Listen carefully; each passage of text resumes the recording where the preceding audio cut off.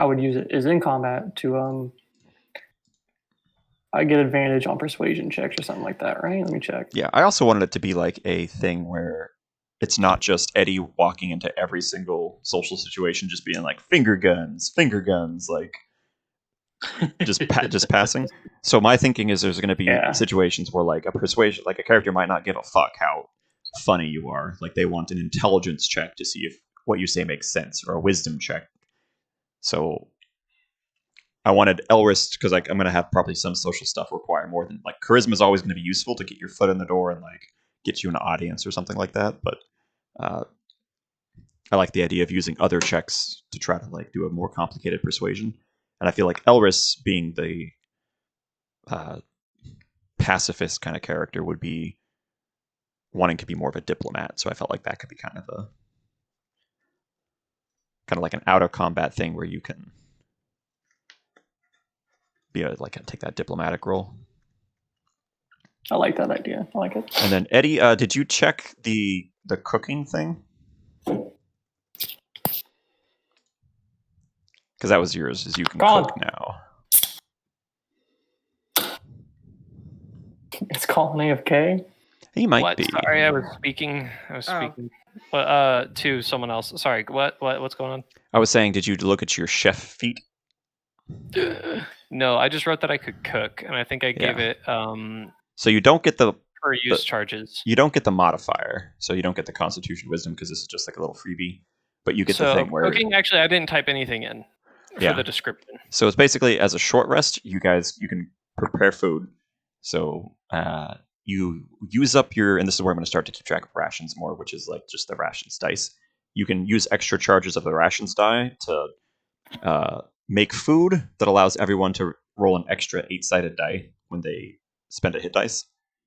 So it combines with your Song of Rest. So basically, you're the super like chill party atmosphere healing. And then during a long rest, you can also make people like little special foods that give them 10 hit points. Okay, 1 second, please. You guys can't hear my fork clanking against my plate, can you? No, does that mean you can hear my keyboard? It's terrifying. What? Start clanking it. No, we can't. Can you guys hear my keyboard? Perfect. Nope. No. Oh, okay. Nice. So Shane, this is what I wrote. So cooking, the description is prep food. Can expend extra charge of rations die to add plus 1d8 to each hit dice rolled. I sent it here. Yeah, so that's you can just copy paste that shit. You don't have proficiency with the cook utensils yet because with all tool proficiencies, and this is something to look into you guys too. With all proficiencies like blacksmithing, this is stuff that the Dungeon Master Guide and all the bonuses barely has anything to do. But like 90% of all of Silas's potion making that she's done so far, well, Marissa has done, but Silas as he has done so far has been just homebrew potion making using alchemist tools, which is why I did some modifications to her class. But you guys can do stuff like that too. Like if you take blacksmith, like if you decide to be a blacksmith, then I'm gonna have to come up with some weird shit. So I'm basically designing entire crafting systems that the game does not have and grafting them on using tool proficiencies. So if you guys want to try like cooking, so you're not proficient yet because the feat would give you proficiency with it. But I'm saying as you're using it, you'll probably be able to learn it. And then that's the kind of thing where I'll start thinking up ways to like make special meals, like so a little more like unique, small, long-lasting buffs. And that will be make some curry. And like blacksmith stuff, you can make special weapons or temper weapons to add bonuses to it. I don't know what tailoring would be. Tailoring is a thing too. Stone masonry, all this crazy shit. Hey, David. Yeah. What was it that you asked Silas to make you? You gave me like rings. And I can't remember what the hell you asked for. It's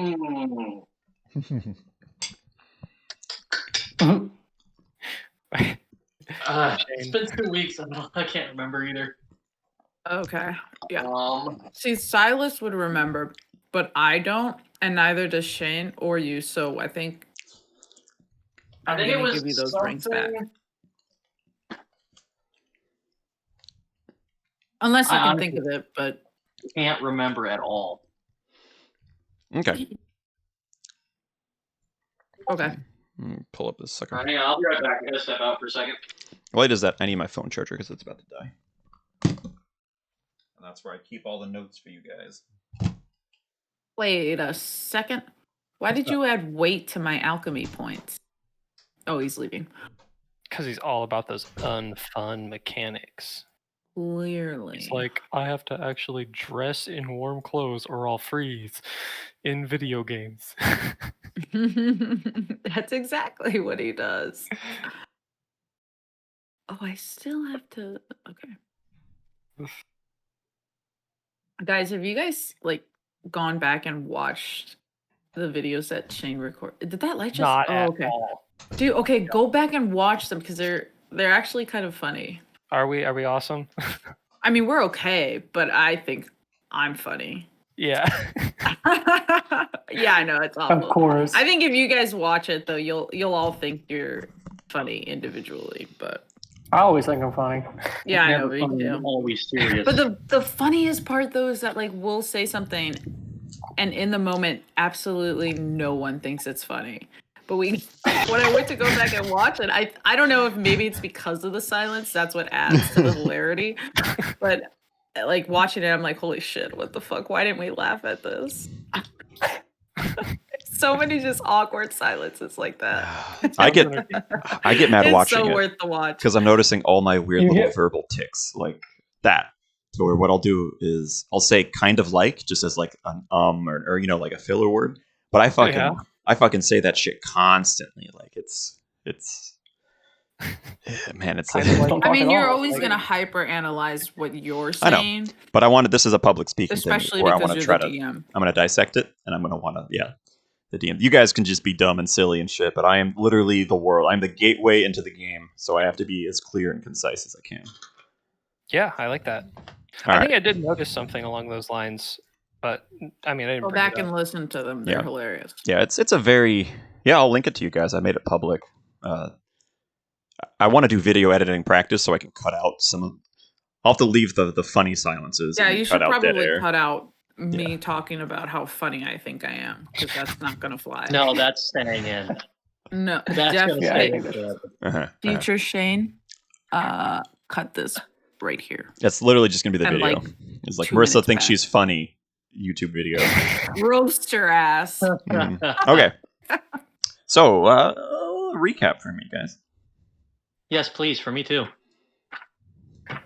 We had to fight Not against everybody all at the once. wizard and claw our way to talk to a very depressed king.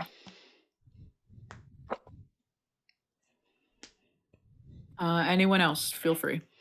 Take I have a over. question. Okay, we snapped the king out of it, and he was all like, "Oh shit, I've been a dick. I better quit being a dick now." And then everybody unfroze. What was your question, Fang? We'll wait until we get out of this. Okay. It's not story. Gotcha. I guess it is, So yeah, he everybody stopped being unfroze. sad. Yeah, and then like we basically saved Narnia, and We spent an additional 2 days. Was it 2 days? Yeah, it was just a long rest I thing. think we Yeah. spent 2 days there just to rest up and kind of check. yeah, the so we place long out. rested and get everything back. Eddie found some cool shit about his dad. Oh yeah, my dad left me a book with like 7 seals on it, and like I have to like learn a new language per like seal. So anybody who knows But- languages, hit me up. The next one's draconic. Colin, I tried I haven't to learned any. say this last session, but I Elevation remember. is draconic. Yes. Okay. Yeah. So we'll talk about that today. And then we got back to the real world. The Ice King like led us to a portal. He gave me like an item that lets us like fucking warp to different dimensions and shit. Per long rest, I think. Maybe. So that thing actually is you. Is that you right? Don't know. Like that's the thing is it's one of those. I'm gonna say that Oh no, Silas yeah, took a look at Silas, it. didn't he identify? I'm Yeah. gonna say he took a look at it, but that's one of those things to where it's anything that your dad has made.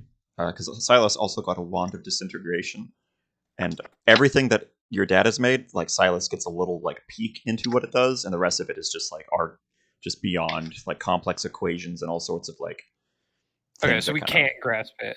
Yeah. All right, can you tell me what is the information about it that we know so far? So you guys it's like a collection of little magnetic stones that when you throw, it opened up. And what Trace and the King was saying was there's certain kind of fluctuations to where sometimes things line up, and it's like you can just cross between different planes. And what this thing does is it, instead of like waiting on a nice little lineup, it just punches a hole through them. So it can just like punch a hole through different dimensions, and that's how you guys like got back through. Mm-hmm. Hey Okay, Shane, can I that's ask all a we quick know. question? Yeah. Have you personally gone in and done the attunement, or are we doing that later tonight? I'm assuming the items that you're using. I don't think you guys have enough magic items for specific like attunement, and it's not every item. So we'll probably kind of like figure it out as we go. Mostly items that are either very powerful or equipment that provide constant buffs or attunement based. Okay. All right. And then you guys came back to the mortal human, whatever you want to call it, realm. Yeah. Mundus is What's what I'm his calling it. name? Worships us. Oh, King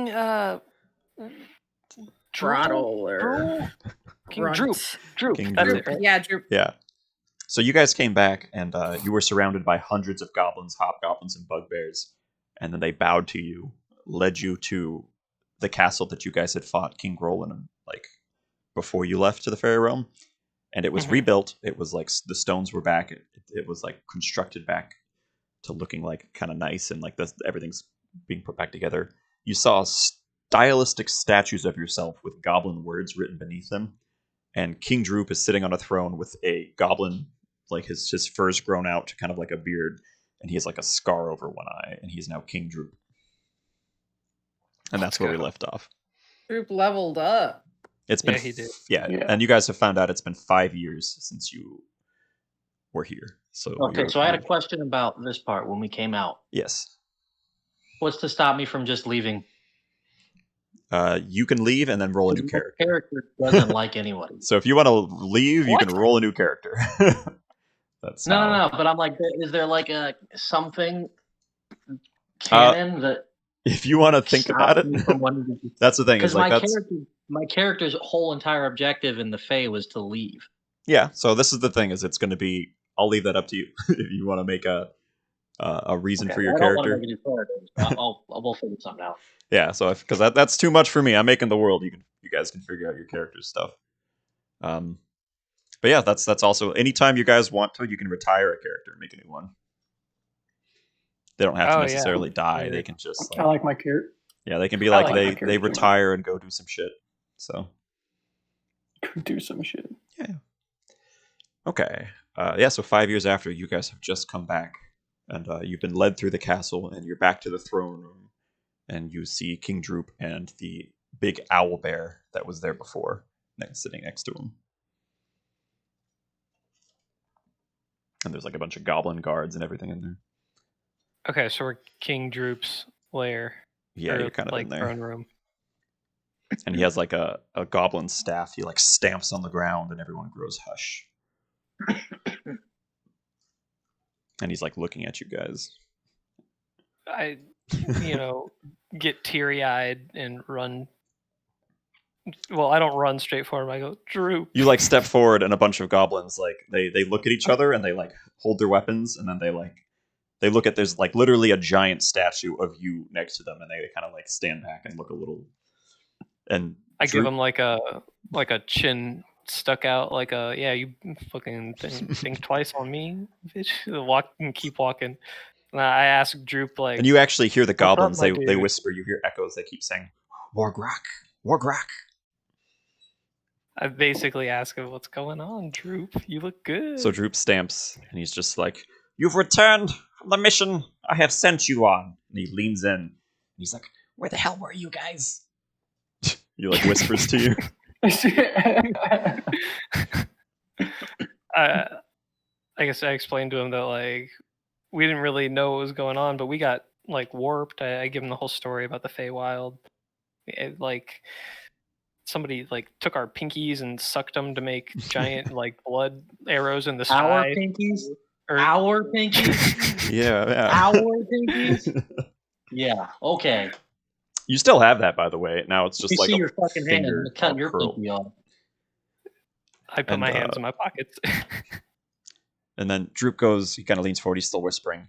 He's like, all right, I need you guys to play along. This is, just follow my lead. And he leans back.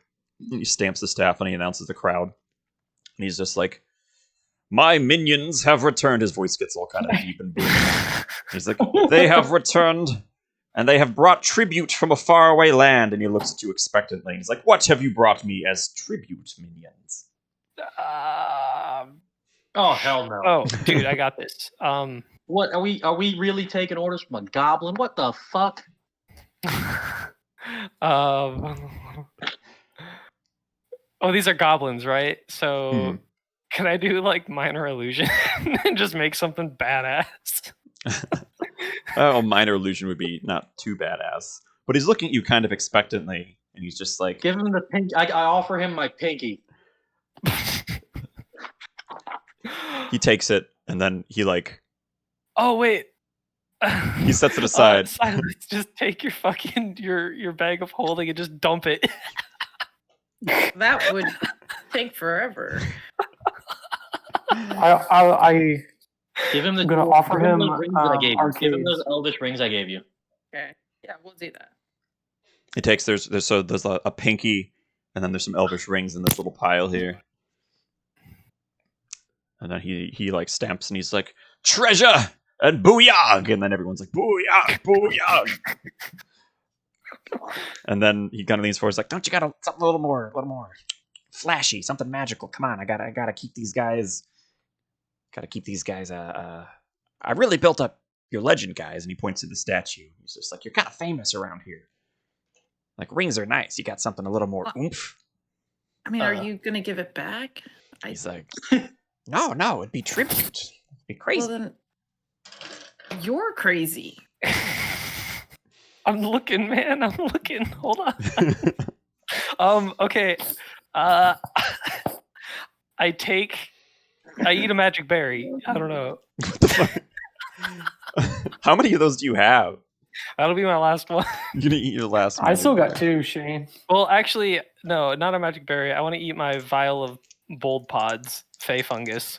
It's just gross. You just you just eat it. It like pops. There's like a pussy kind of like comes out. It tastes like very sweet and kind of rancid. And then This is disgusting. Droop takes it and he looks at it and then he eats it too. And he's just like, he holds it and he's like, from a faraway land. And the goblins all, Wargrak. And you notice, Eddie, that Wargrak is the words inscripted on your statue. Well, okay, pronounce it one more time. Wargrak. Warg. Wargrak. Wargrak. Okay. Can I call myself metal? Never mind. I don't know. I'm just going on shit. Okay. Do we get any? They're supposed to have like random magic effects, aren't they? You're eating a berry then? No. The bold pods. No, that one was just gross when you ate that one. Like you, there wasn't. Yeah. No, the berries are the one that. Yeah, it's the berries to where like there was mushrooms and stuff that you were eating. But you gave me you made me like fucking glow bright red and like blind people last time I ate the moss. That was something totally different. This was the stuff right outside the witch's hut, and it was just you were just like, I eat random stuff. I'm like, okay. I think like Silas had some for alchemy stuff. Okay. Well, that was my intention behind collecting this shit. I didn't just want like. He's like, I thought you guys were a little more badass. You were gone 5 years. I'll do the berry. I'll do the berry. That was my intended purpose of this whole conversation, to do random magic. Are you gonna eat it? Yeah, I'm just gonna eat the berry and be like, Oh, behold. fuck. Oh my god. Please be the one. Okay.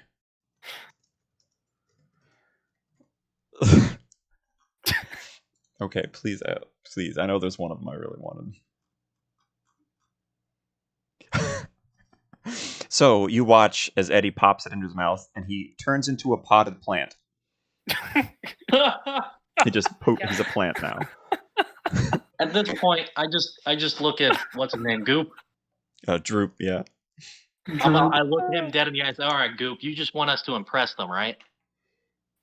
He's just like, he looks around, he's just like, he kind of whispers a little bit. He's like, well, don't tell him that. Like, you gotta pay tribute. I'm like the big boss. I'm head just talking honcho. to him. I'm not speaking loud enough that anybody else Okay. can hear us. He's like, I gotta put something on the wall, something shiny, something flashy. Like they're over there Well- chanting, and you hear them chanting "boo yag, boo yag," and he's like, "That's magic. I need some shit up for the wall, Can I just kill them all? Will that work? There's hundreds of goblins like through the castle you've come through. Like this is like a Oh. full scale standing Oh. army. Oh. Hang on. What's in everybody's inventory? I'm not. Yeah, come on, something. I do not have Um, anything that I'm willing to give Can I you to cast prove. plant growth on myself? Do you have plant growth? Yeah, that's what I'm gonna decide to go with. Technically, minute. no, but I might let this happen. I might have something. Okay. Is he wearing a crown? Yeah, I'd say he's wearing a crown. Okay. So, talking to him, take your crown, set it on the ground in front of you. The goblins get kind of hushed as he takes off the crown, and then it's kind of, this is a big deal. The goblin like holding up the crown. Yep. I cast heat metal on the crown. It starts to glow like bright hot red, and like, he's like, well, shit, I'm not gonna put that on. Persuasion or deception or something. I like after like 15 playthroughs, we have nothing noteworthy to present. Stuff, but I'm not Listen. willing to It looks give impressive. it up just alright? to impress It just some looks good. goblins. Can I play the harmonica as a plant? He's like, whatever, you guys. He like takes the crown gently with like a stick and like kind of like holds it up. And, like it's like kind of like a little metal rod. He's holding like one of his little goblin swords, and he's just like, they'll bring back something later. And the goblins are like, "Ah!" I'm pretty sure heat metal is hot enough to melt that crown. I'm fucking dead. I don't think it melts the crown, but he's holding it up on like some stick. He's like, I man, hope you it guys gets are stuck to the you wall. guys are you're really lucky. Goblins are very gullible. And then 1, 2, 3. he tells you that he's like, yeah, like after you guys disappeared, I became fast friends with the owl bear that King Grohl left behind, and then I named her Wee Jack. And he says, and then I told them all that all the stragglers and left behind, that I knew you guys, the guys who killed King Grohl, and that you were under my orders. And then he points around to the statues, and he's just like, and they bought it, so here I am. They bought it. And then you hear them chanting. They look at Eddie. They go, "Whoa, Grak!" And they look at Silas, and they go, "Bali Deska." And they look at Just Elris, and they go, like- "Magyar Briskier." And then like all chanting. And there's like other statues of like Iridanza and Barska from before because they went through the castle then. And they're kind of like they look more heroic and like kind of, but still have that goblin flair kind of cobbled together.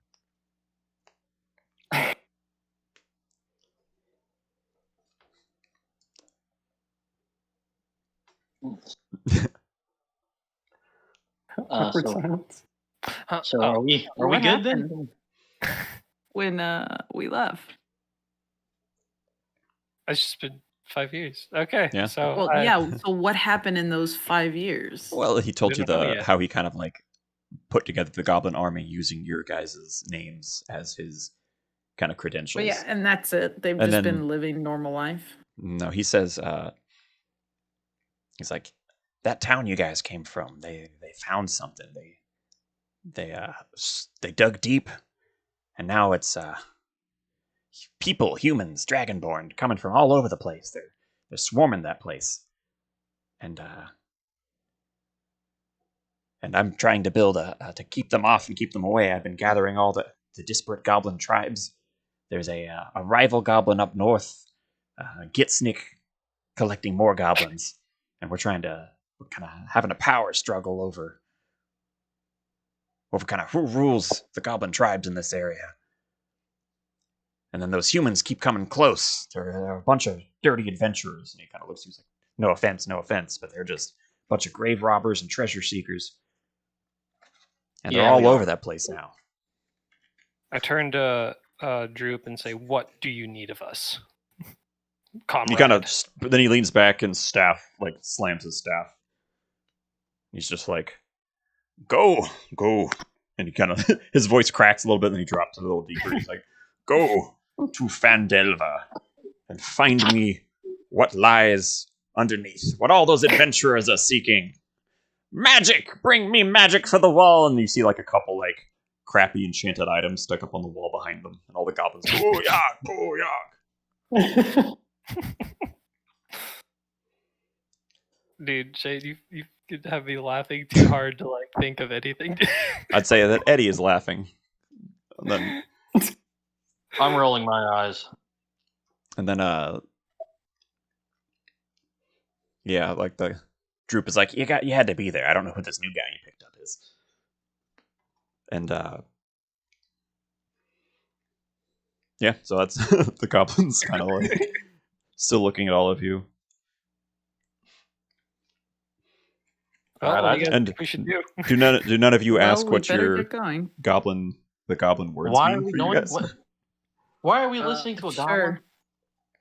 Dude, you don't know about Droop. I just thought those were our names. No, I don't know translated. about. I don't even know. Droop Who- was he was our Who is? Well, I don't know what his name is. so he's a derpy little like undergrown goblin. No. who, was our guide. He was like our directions for one of the quests. And then once we got there, we just like dipped on him in the middle of a goblin field to go fight the boss. And I guess he just now is the king of goblins off of our name.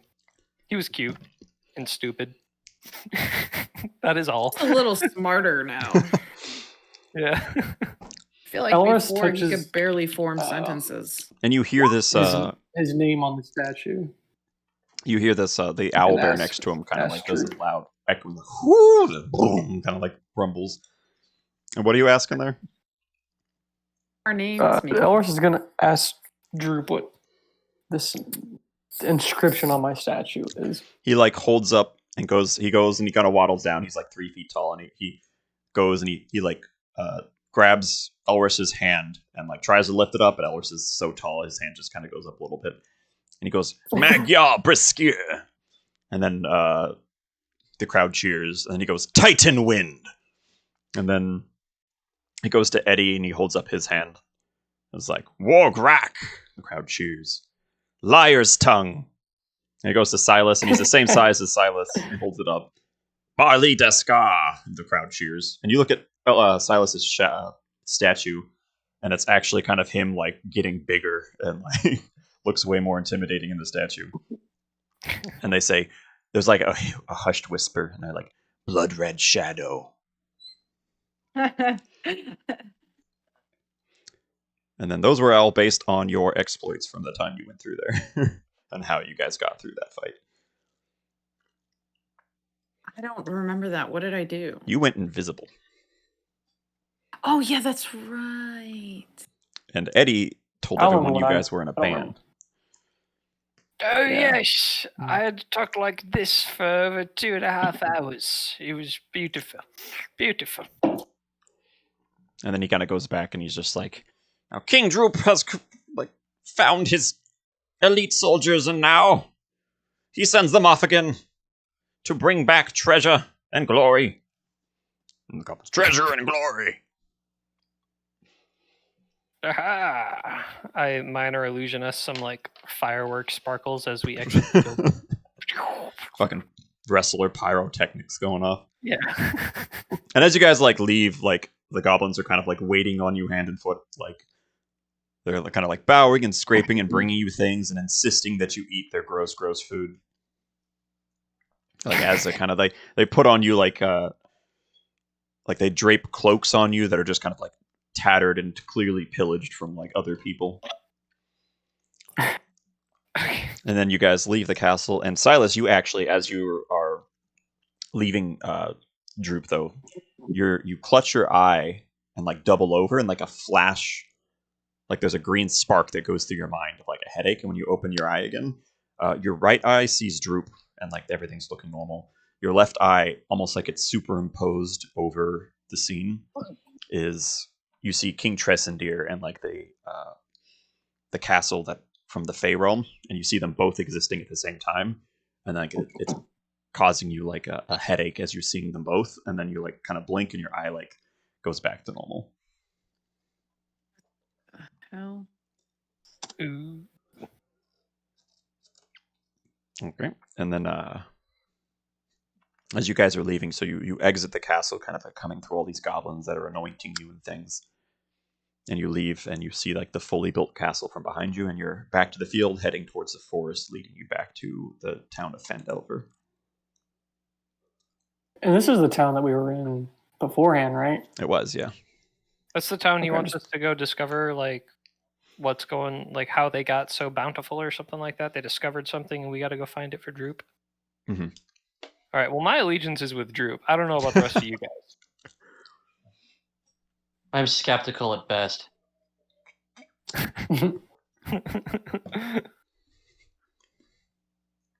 Suppose we better. I mean, I suppose we probably I shouldn't. mean, I think it's worth checking out. Man, I forgot you were fucking Plant Eddie. Who's carrying? Oh, me? yeah. Right.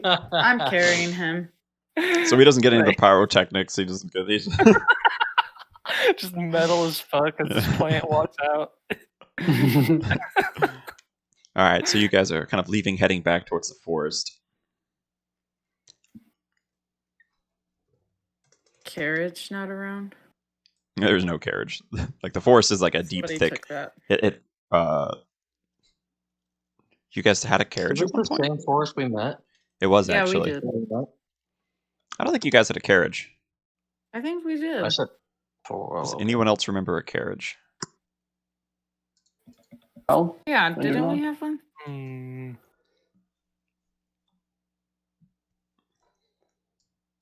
I think we did I like sworn we 5 did. years ago. I don't think the Well, horse yeah, was there 5 years years ago, without we being had taken one. in by somebody and just completely forgotten that. it No, was, but we had one. I honestly don't remember if Right? you guys did. Oh, you I'm pretty yeah, sure we did. We started the game yeah. with one. no. So you had one because you were going through.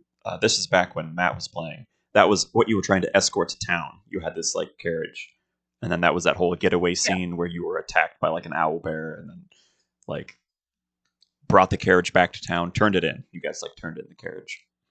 Okay, that's fair then. Yeah. It's been a long time Okay. since that shit. So Yeah, but that was a carriage that you guys. Yeah, it was how like long your have we- quest one. What? How long have we been playing this campaign? I'm seeing episode 10 on my thing. sounds about right. Episode 10 for what? Like How we- long? Just That's like how many we've recorded. The way I haven't recorded all of them. That's just kind of how I've been segmenting like each session, and it's probably some to where like I think I've stretched some of these. There's into some two. that you haven't recorded too. Yeah, a though. lot of them I haven't recorded because we didn't do it way before. Some of them didn't work. So you Right, guys, so we've been doing this for a while. yeah, I could check when we made the group. So you guys are kind of heading back to the forest, and Okay. I'd say that in the time that it took, as you guys are kind of like walking through, and you're looking at it a little warily because it's, I'd say it's about noon, and you've had some bad experiences in the forest before. Like on the way there, a werewolf attacked you. On the way back, you guys were threatened by fake dragons and whisked into the Fey realms. So you're a little like hesitant going through this forest. It's about and that duel. There was a duel that happened. yeah, there was the duel with Riven, the man chasing Elris. So it's about That was noon, when I'd I say. came. And you guys ate when you were with the goblins, and it is actually winter at this point. Like there's snow. It's not nearly as frigid cold as the what you guys are used to. So this feels nice and comfortable temperature, but it's still cold. And you guys are kind of like taking some time to trek through the thick snow, kind of blanketing everything. And I'd say I'm gonna roll a rations die for you.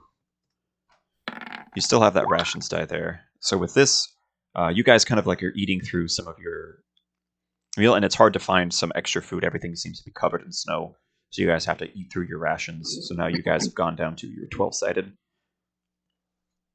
And the Okay. and you kind of like walk forward. You reach the clearing. You kind of like skirt around the place. You recognize it as the place where you guys took to the Fey Realm, and it's oddly untouched by snow. Like only like a thin dusting is on it, and you guys kind of like skirt around it. And as you guys continue, I'd say it starts to kind of like pass to closer to night. And night is starting to fall. And as you guys have that other meal, you're actually eating through more of your food. And you reach to a... it rolled at 20, but it's supposed to be at 12. So you guys kind of like eat through some more of your rations as the forest is still kind of like there's everything's deep winter, so there's no... You guys don't forage or find anything. And now it's starting to become nighttime. And there's still a good chunk of the forest left to go. Okay. So what do you guys plans? Are you continuing to travel in through the night, or are you going to try to like stop and take one of If your it's short becoming rests? nighttime, you said it's snowing out. Yes, it's like it's not like blizzard snow, but it's still snowing. Yes. Can we search for shelter of any sort?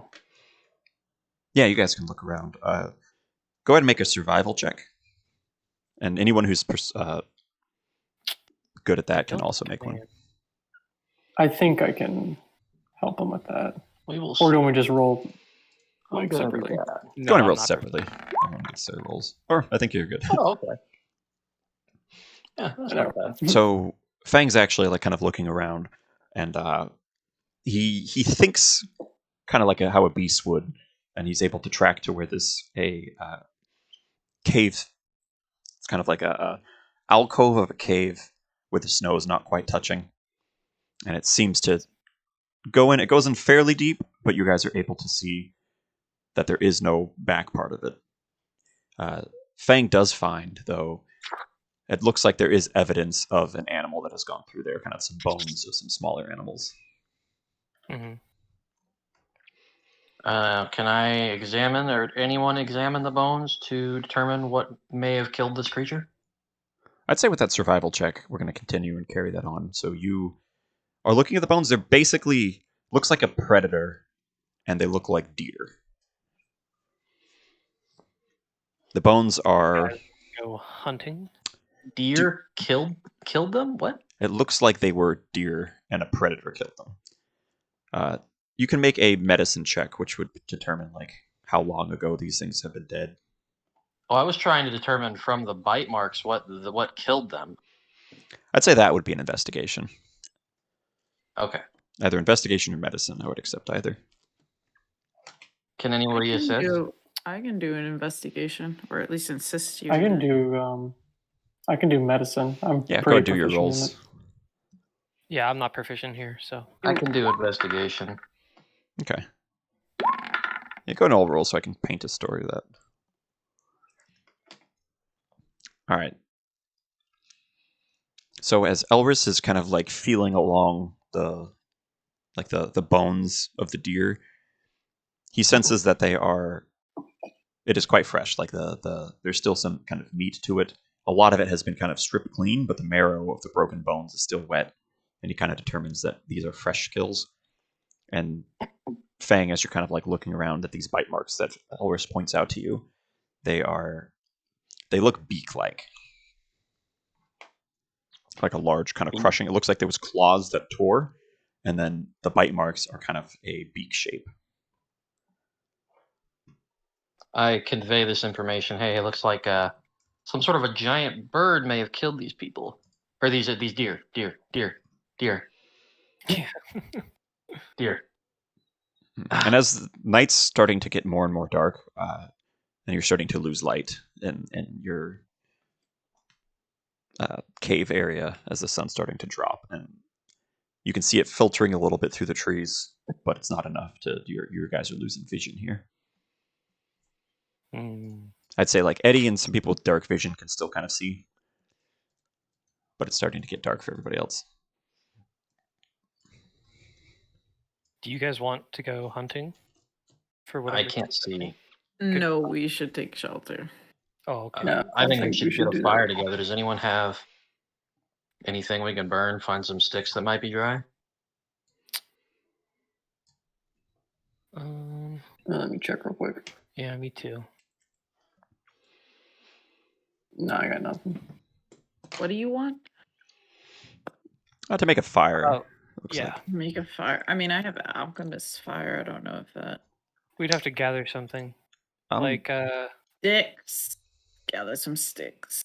Silas can produce a flame pretty easily, and I'd say like you guys are able to find, like, it's a forest. You're able to find some, like, a gathering of sticks. Found some sticks. Yeah, I wasn't even gonna ask for a roll Damn, looking for some sticks, good but sticks. yeah, Found no. some really great sticks. That's a lot of sticks, man. Silas comes back, and they are just like firewood, like straight up firewood. I'd say. And Silas is able to kind of put together a few like kind of reagents that, when kind of like put together, they start to fizzle and make sparks, and it catches alight the kind of fire, and you have it just inside, so the smoke comes up and hits the alcove of the cave and kind of like filters out. And so you guys got a fire going. Go team. Yeah. Team? High five all around. Yeah, we're kicking nature's ass. Okay, and with that, I'd say you're able to. Yeah, with that roll, I'd say you keep your rations, but you're kind of like scrounging. So you eat through a little bit, and you recognize that you're starting to run, like eat through your stores, but there's enough of what you guys had to keep you through this night. So you still have food for the night. And anything else before you guys settle down for a rest? Setting up alarm. You kind of set up a perimeter right outside. Yep. Yep. Isn't there something else in this cave? I'm talking to everybody else. Guys, isn't there a chance something is in this cave? You want to go Nobody deeper? Maybe. wants to do anything about that? You can actually see the cave's depth, you guys, to where it's only an alcove. It's not like a deep tunnel inside anything. Oh, okay. So you can okay. see the back of it. You just see that something else had Settle taken shelter inside the here. cave then.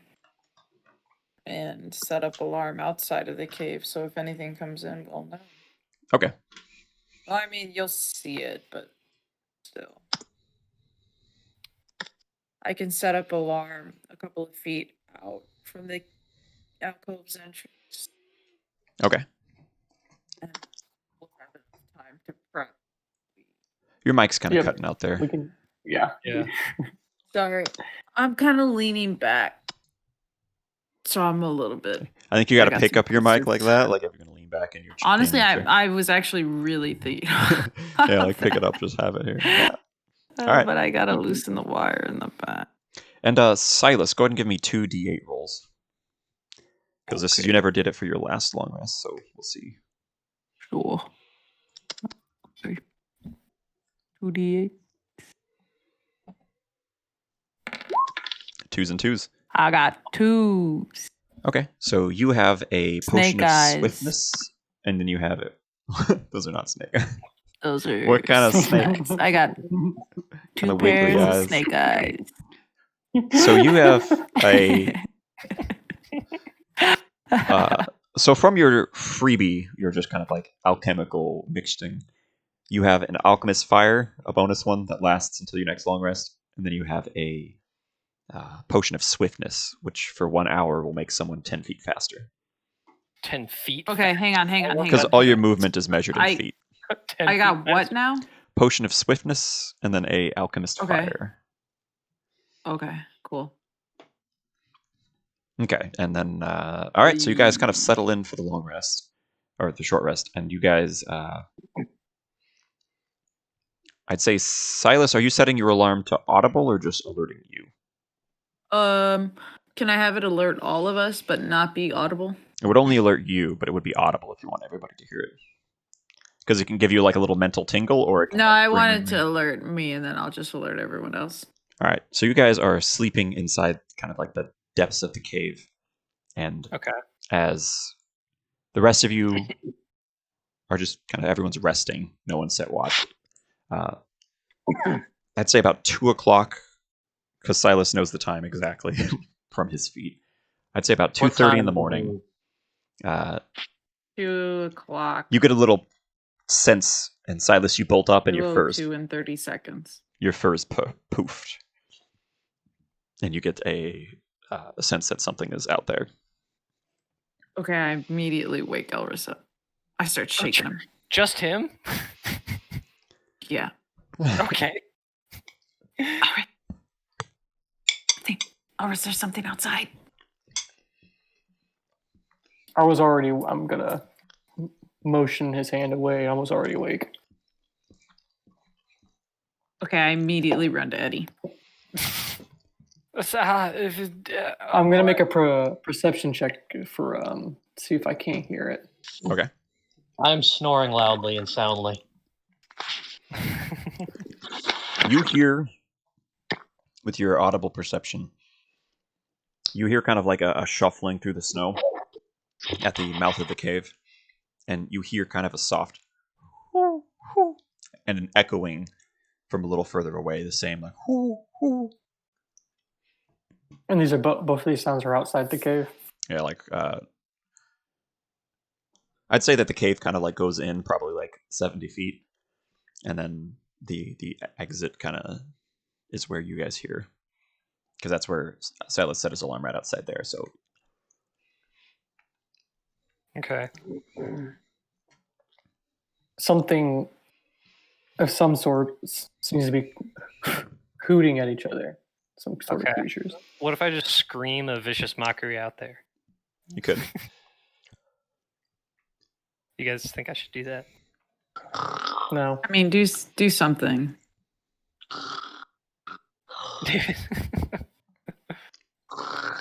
All right. I'm gonna vicious mockery because it's something. I'm gonna place arcades over Arcadis, sorry. Over, So I'd say- Fang.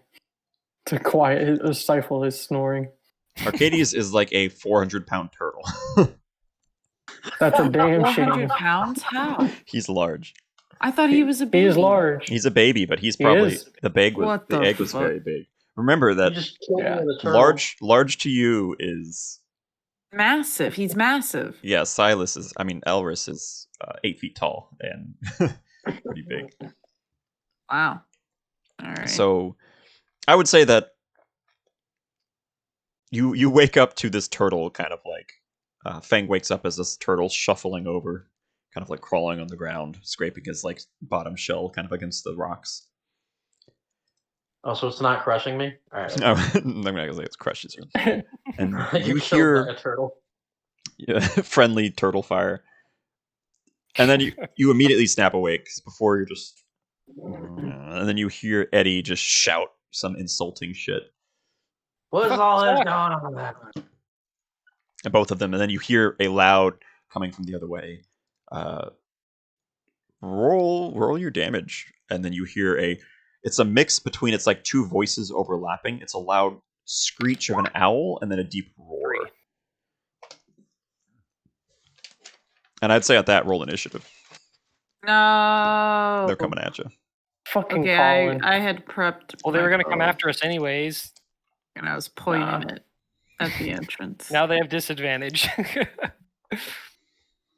Where is there it is. So as you guys don't have your fire anymore, right? Did you keep that going? What?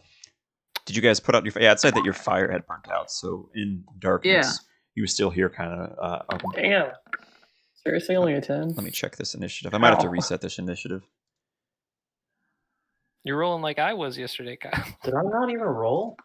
Yeah, let me clear My initiative. last initiative was a fucking like 5. Roll again, guys. I'm gonna put you Get on another number one. roll. Oh shit! I'm gonna get a 10 now, aren't I?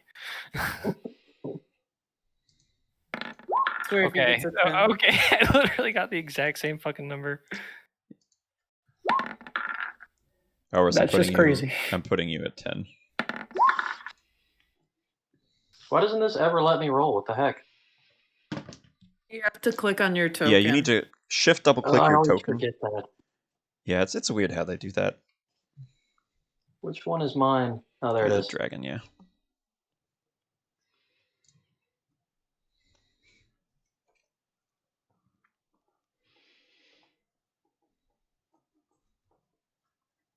Shane, this isn't the time to have this talk, but But I'm not doing it. later, I'm going to do it anyways. I'm going to make an argument that when I have Arcadis on my back, I get +1 to my AC.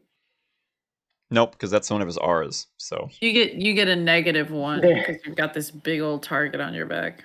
I feel like Yeah. you get -1 to dexterity. we actually talked about that's one of his R's for a later level, so it would work like that. Yeah. Later. I would get, I'd get fucking like almost Yeah. 20 AC. So he, so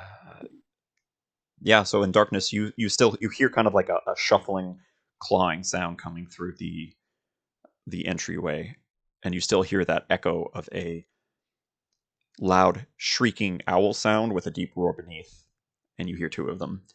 And the first person to go would be Eddie, it is ironically. complete darkness, so Eddie, you're able to see briefly. I'd say that you stepped to the shout, so you see a large hulking form. You can't really make out details in the dark, but using your dark vision, you can kind of send it to details as it kind of like rumbles through. I've seen an owlbear before. Do I think it's possible it could be? I would say that you think it's kind of possible in that. Okay. Yeah, with your dark vision, you see two of them coming through. Two And of them. Do I know which one was affected by vicious mockery? What's your AC? My AC? 13.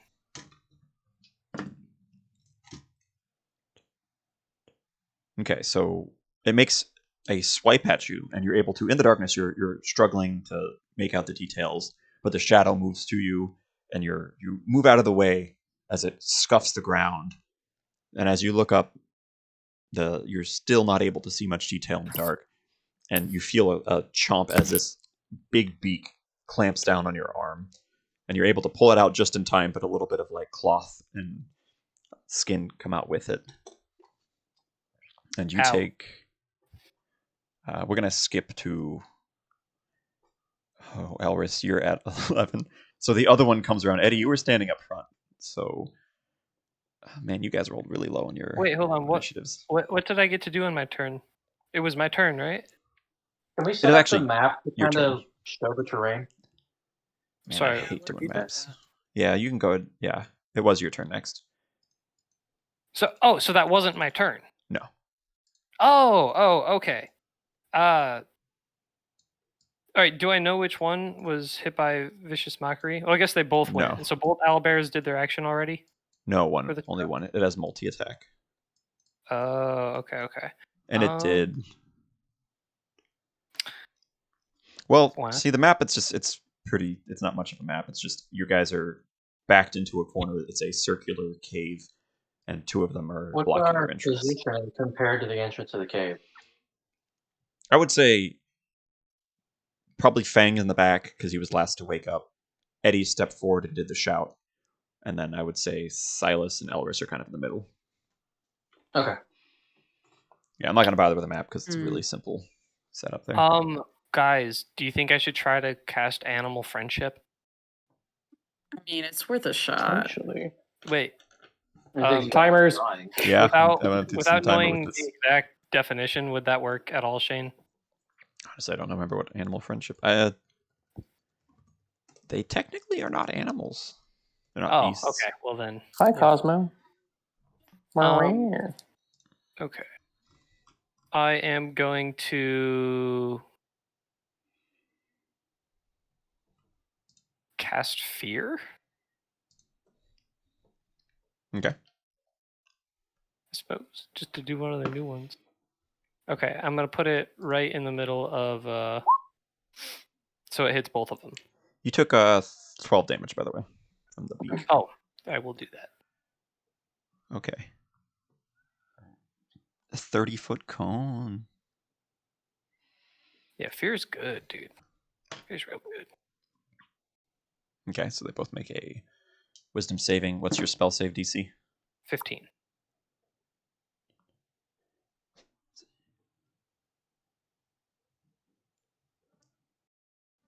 Yeah, so they both actually turn and run away. So both of them kind of they back up from Eddie, kind of like still facing him. The front one poofs up really really big, and the smaller one behind it kind of like backs up first. But they're both like backing up while like all their feathers and furs kind of poofed out, and they start to back out of the cave. And then they turn around as soon as they're kind of further away from you, and then they turn and just sprint far away. I turn back to the party with just like a half-cocked smile and be like, anybody want to hunt some owlbear for fun? In response to that statement, I cast Mold Earth and mold a wall over the fucking entrance of the cave. Just, I leave enough space we can still breathe, though. I was going to say, I think we're going to suffocate because we have fire. Still breathe, but nothing can, we can't get out and nothing can get in without breaking it. All right. Well, this was a very anticlimactic solution to the issue. I'm trying to see the mold earth.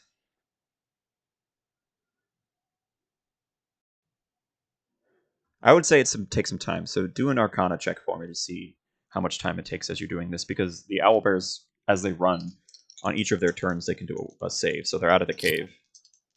Yeah. Oh, yeah. So they very well could just come back. Shut up, Juno. What the hell? So you're kind of like taking some time. The earth around there isn't very loose. It's just the rock is kind of a cave. So you're able to kind of dig under the snow to get some dirt before, and you're trying to pile up kind of a barricade. And as you're piling it up in front, and I would say you would have to kind of move to the entryway, you hear a loud shriek as, still not being able to see very well, Eddie, you're able to see the one that was poofed up. It starts to come back to you while the other one's kind of sitting back and away as the bigger one's kind of coming in. And it goes, let's see here. Did I just roll a 1? I actually would say Elris and Silas both get an action before these things come back around. We What what? did you say? You guys Cut both out. get an Yeah, action. you can have. You guys both get an action before the owlbears are coming Alright. back in. We have a lot of time to prep for this, then. Elris and Silas, no, it's one action. Elris and Silas get, because they ran off. Do Yeah, I kind of jumped the queue because I thought the fight was over. My bad. I would say that would be a fair thing do you trying want- to do it. Just with that Arcana roll, it would take you more time to start to build the barricade. Yeah. do you want to move in tandem, Marissa? Sure. All right, I'm gonna scoop up Silas and throw him onto my shoulder, and make the way towards the entrance. Okay, so you're moving towards the entrance. You run past Fang as he's trying to move this dirt and like starts to build it. So it's slowly coalescing into a bit of a low Just barricade. picturing him sitting down playing with Playing with sand. So it's this little. I'd say it probably has like 1 foot so far as he's trying to make this barricade. And Elris, you jump and you're outside the mouth of the cave. You're jumping over it. And I'd say that the darkness doesn't matter to you. You hear as one of them starts. You can hear the footsteps as they're kind of echoing away, and you hear the heavier ones coming closer, and a hooting roar of challenge comes at you. And so you still have an action because you move there, but you can't tell exactly where it is. They're not within your blind sight yet. Doesn't Silas, you have an can't option see. or action too? You do, but you can't see. You're looking around in the darkness. The trees are obscuring Okay. the moonlight. Even with I'm going. dark view or whatever that Do thing you have is, dark I vision? can't see. Well, yeah. I'd say that you could probably see as if it's dim light. So it's hard to make out details, but you can see you see the form of the owlbear. The smaller one is still backing off. The bigger one, that's all poofed up, is kind of coming back and challenge. It's hesitated a bit, and then it starts to run towards you, like, and then. So hard to make out the details, but you can judge it's probably 1 turn away from reaching you guys. Okay. Don't think there's really much. I want to burn a key point here. Okay, I think so there's not that's much all I you can guys really do. So wait, we never got a mud wall? For me, No, not the mud wall. I want to prepare dodge. All right, so you're on Elris still, and you start to kind of prepare yourself, seeing they're coming in. Can I cast another Vicious Mockery, or am I not allowed to do that? When it comes back to your turn, yeah. Okay. Silas, Elris, what are you doing? I'm just getting ready for a dodge too, because there's not much else I can do. All right, so both of you. I don't want to use a key point. All right, so the first one comes, and you see as the smaller owlbear is still backing away. The bigger one, still poofed up, is now coming towards you cautiously, kind of like skirts around, and then it's approaching, and it swings its paw down on Elris. And your AC is really high, so it misses. So it swings at Elris. Elris is able to catch it and deflect it, and then it kind of reaches its it reaches its beak, and its beak is coming towards Silas, and Silas is able to, like, as it comes in, you stick something in its beak, like you still have one of those sticks you're holding, and you stick it in its beak, and it kind of pulls back, and it has it kind of held open a little bit. It rolled a 1, so I'm trying to.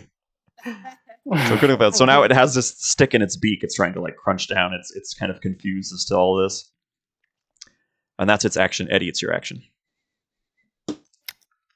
Okay, so one of them's still feared, and the other is in combat with us, right? Mhm.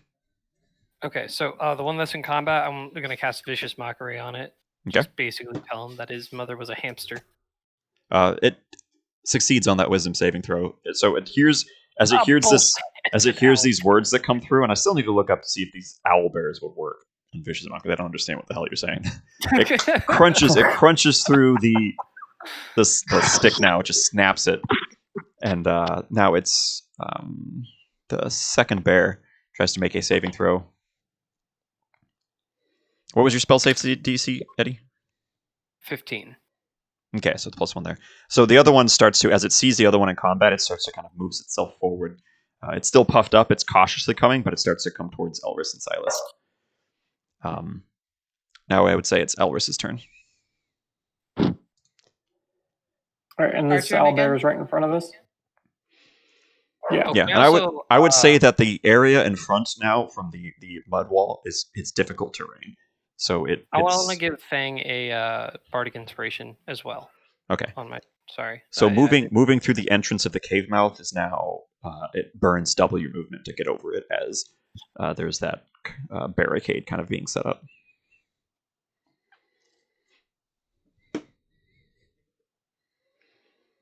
So is this owlbear right in front of Silas and I? Yes. That blue thing, What's that? the blue thing. That's what's the owl bear. Oh no, I haven't. I'm not using a map because it's just. Oh, Yeah, this is easy. It's just you guys are coming out of a cave. 2 of you are outside the cave. There's 2 guys. well, how Yeah, close from is the it to entrance. me? One of them is engaging you. The other one is behind, approaching slow. So one is just snapped the stick that you stuck in its mouth.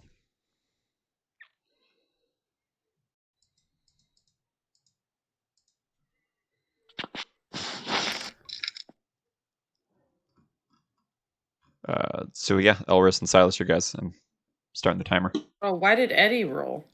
because the owlbear need not understand my Vicious Mockery to be hurt by it. Gotcha. Oh, All right. What are you guys I'm gonna doing? use flurry of blows after my, because I get an extra attack now after my two-handed glass staff attack. So here's the first. I'm gonna do the glass staff, and flurry of blows is 2 or 3 strikes. Well, no, 2 extra. So you'll have a total of 3 melee strikes. No, so you attack, you get an extra attack being level 5. Then you have 2 offhand attacks, which are now, I think, 1d8s. What, my melee strikes are d8s? Yeah, Okay. said splashing. I think so. So so how many melee strikes? 3 d6s. then? D6s. Sorry, they're d6s now. Oh, 6. Yeah, so just do another melee attack. This one has to be not two-handed, because you need the one to do your flurry of blows. That one hits as well. And and then do your flurry. Here's my flurry here. Okay, you Fuck. get one more. You get one more. Yeah. And after my flurry of blows, Jeez. what am I going to make him do? So as these owlbear snaps down on the branch that was in its mouth, Elris, you come in and you crack it over the head with the two-handed to knock it upward, and then you do an uppercutting punch, and it kind of like lifts up. It's heavy, but it lifts up a little bit on the ground, and then you come back and then you smack it with your staff down, and then you try to do a sweep kick, and it knocks aside your foot, but it took a lot of bludgeoning there, and you do an acid splash there, Silas. Yeah. Okay, what's your My, acid splash? Well, the think target it's- has to succeed a dexterity saving throw. Yes, and then or take My, 2d6. Failed. My open hand's going to make him make a strength Alright. save or be pushed 15 feet. 10 damage, baby. Snake eyes again.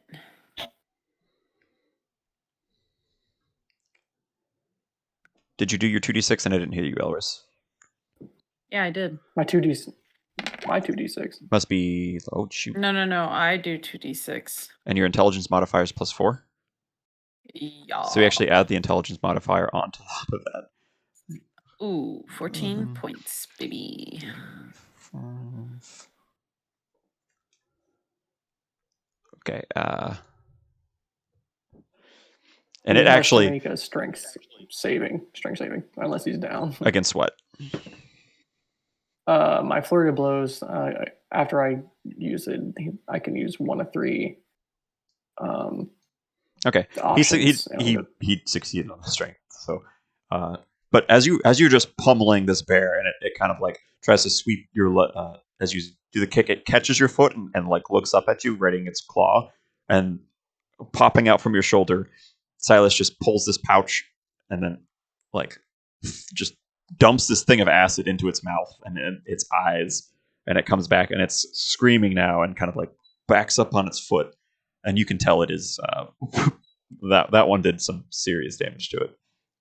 And we're switching to the second bear. It comes in and it hears the screams of the bigger one, and so it comes in now with renewed fury, and it's coming at Elris and Silas. Oh shit. And it's actually as it makes both of its attacks at you, Elris, you're able to use your staff to knock one, deflect it over, and then as the other one comes in at Silas, you're able to move with Elris and kind of like get underneath it, both missing, bringing it to Fang, your action. Okay.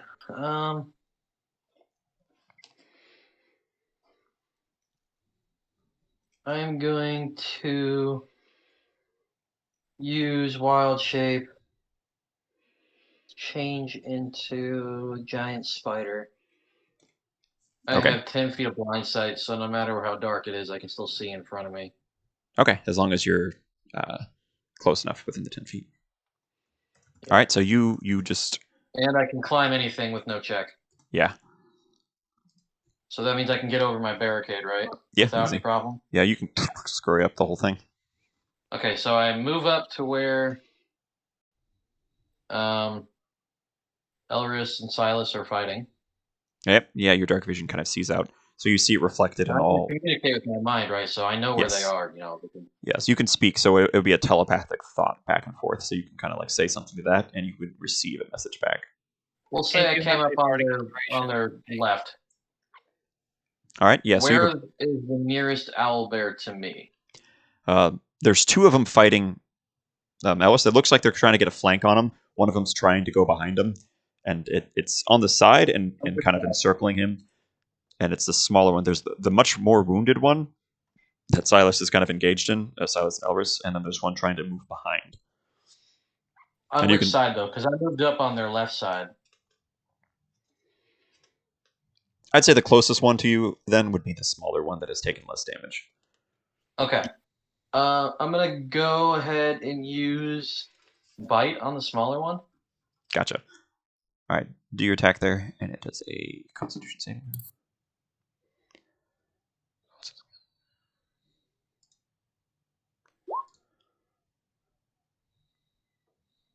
Just happened.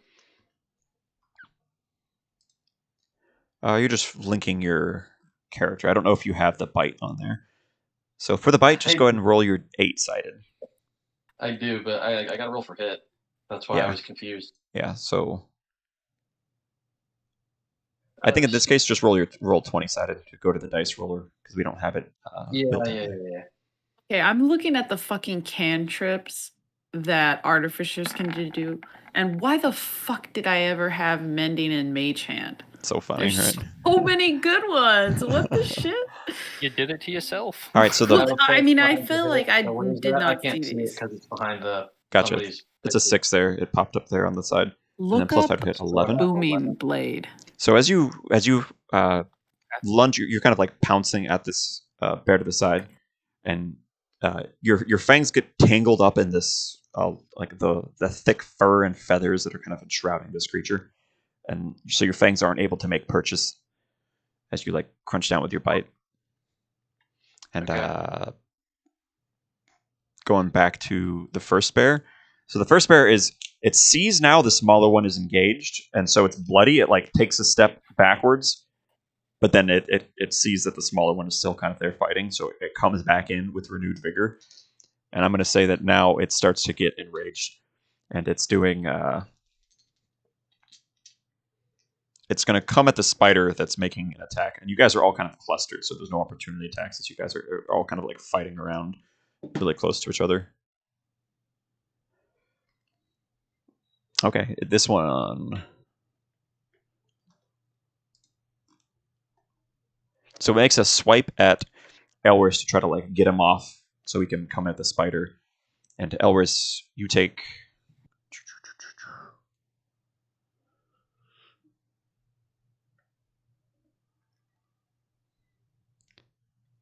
find which dice these are.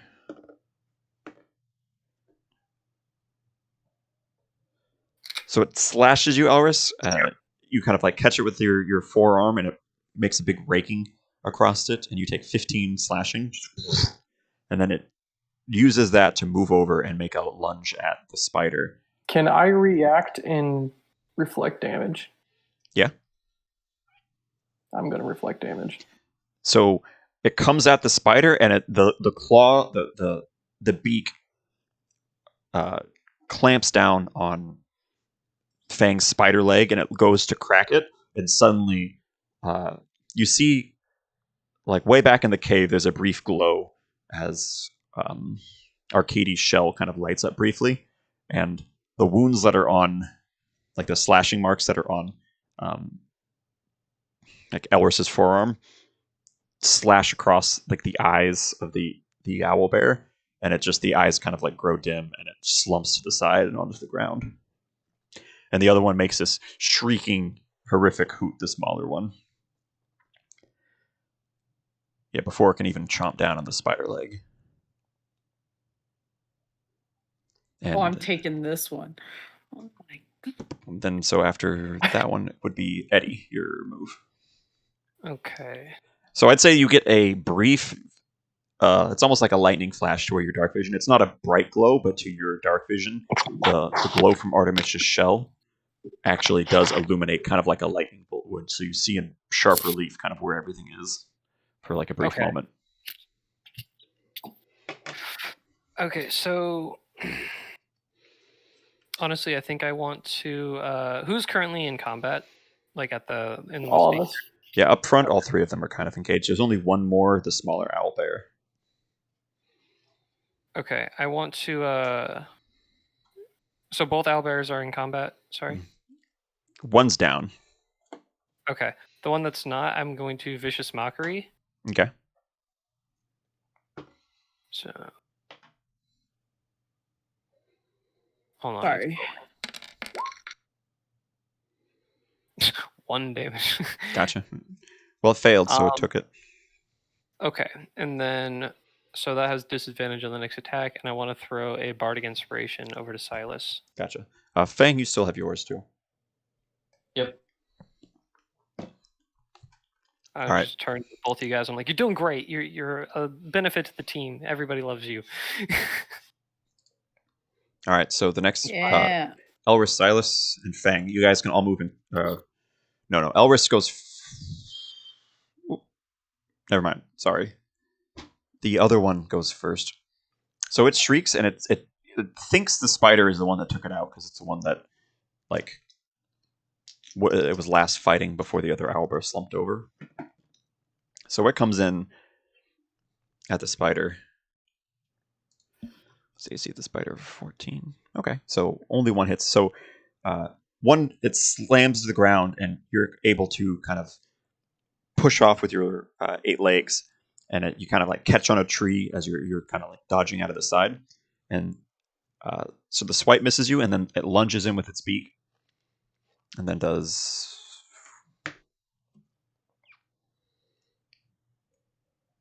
12 damage as its beak, and you start to bleed. You're kind of, what color is the blood of spiders, Kyle?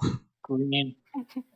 It's like a grayish. It's like a clear. You're It's like a clear a gray. giant spider, though. It's generally more like a bluish green. All right, I dig bluish green. That's fantastic. So this bluish green kind of like spurts out as one of your leg grows a little. It like deflates a little bit as it loses some of its movement as it crunches down on one of your legs. You're still able to move fine, but it crunches on one of them, and then that was its move. And it goes one last look to the downed owlbear, and it's hooting, and it's fully poofed up now. Elris, your action. I'm gonna. My attacks are going to be one with my two-handed, and then my second attack is going to be my class staff one-handed with a melee strike. All right. Martial classes.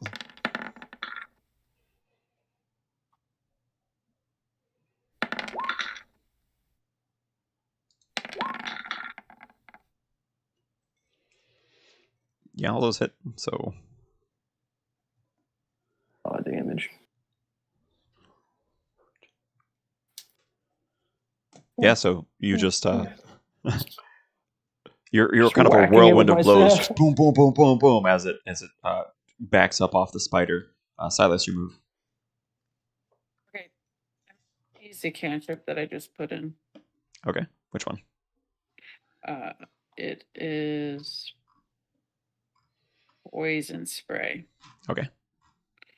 So Silas is gonna grab some little leaves and berries from his pocket, and then he's gonna grab a tiny little vial and put a drop in it, smash it in his hands, rub it together, and put it towards the owl bear.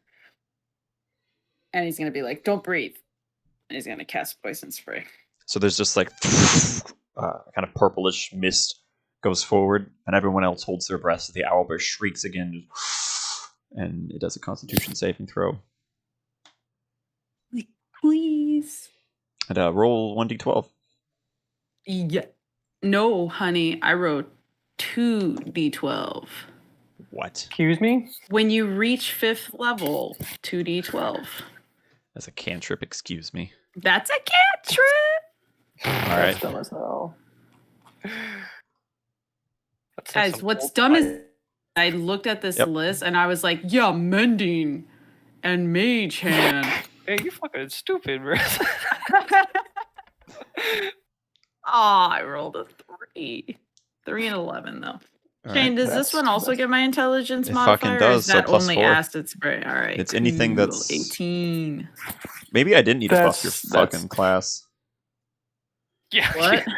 Versus over here, like all I do is social interactions. Yeah. Yeah, I was too focused on the RP element, and my character suffered. Oh, this whole time you could have been the DPS. This whole time, man. Well, the fact that level 5 boosts all cantrips for That's true. wizards and shit, yeah, so that's true. level 5 is a big boost. Yeah, so it just, as it inhales and it starts just, and it's backing up, and you can tell it stumbles a little bit, so it's very wounded. Moving to Fang. I'm going to attempt to bite again. Okay, and you have an extra D8, I think. Right. Is that from Eddie's the, yours 8. From Bardic Inspiration, yeah. So you can roll that if you miss this one. God damn.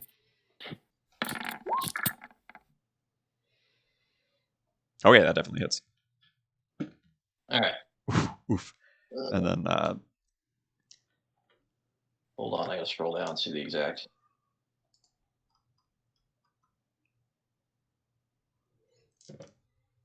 Okay, so bite is 1d8 plus 3 and 2d8 poison on a DC 11 Constitution saving Mhm. throw. okay.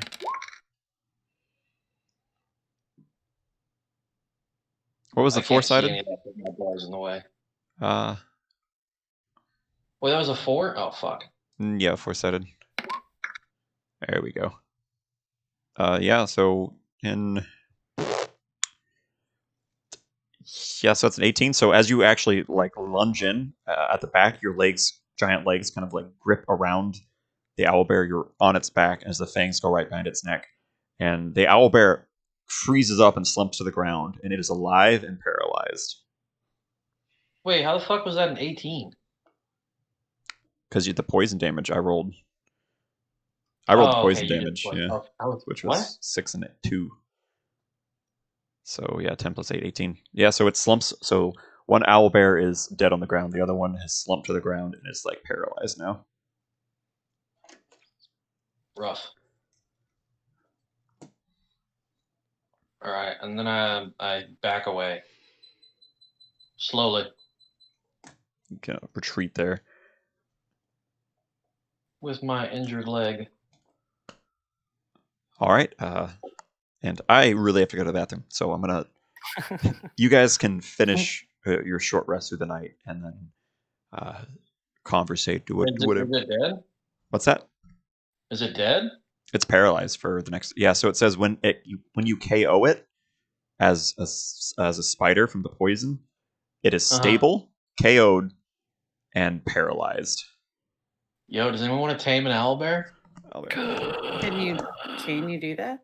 You I can. don't know. I mean, we can sure as fuck try. I mean, it would never That's be like fair. intelligent or have very much interaction with I don't you. care. We can use it as a pack mule.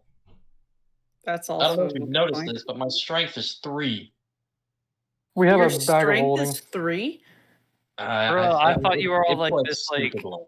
I just pictured your character as like this. I thought you were like a shirtless really buff Tarzan guy. style No, I'm guy. lanky and tall. Let me see Okay, what my actual strength your is. strength is 3. It's 5. Sorry. Oh my 5. god. Oh, you are so frail. I pictured you like Yeah, I have Tarzan, dude. minus Even 3 to Silas strength, has a man. I am higher like- strength than that. Yeah, I am not strong at all. That's why I transform. Huh. My intelligence is 15. Huh. That's about all I got going. But yeah, so do we want to like try to take this thing to the town with us and sell it? Or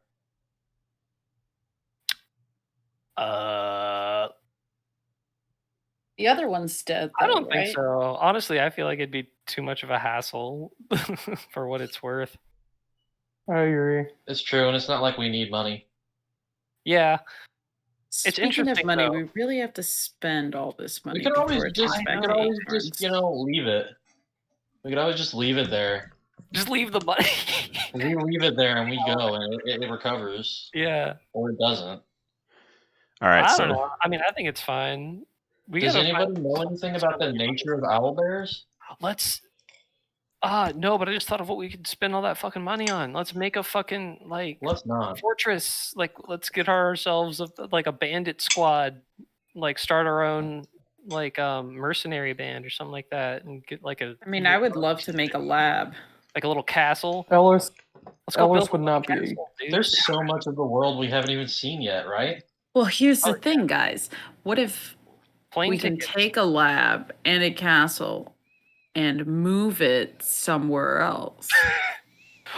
like a fucking Like a flying Falls castle. Why don't Oh, we just buy a flying ship? hey. Why don't I just make one? Bam! Boom. Bop, bada Mic bop, drop. pow. It's over. Yeah, that's gonna be really Well, I mean, that expensive. requires a lot of investment, and also Yeah. I Really need to expensive. expand on How my much skill set cost? before Yeah, I can Silas make is like, that. I have no idea how to do that, but dream No, big, but kids. I'll work on it. Listen, all we need is a ship and a hot air balloon. Science.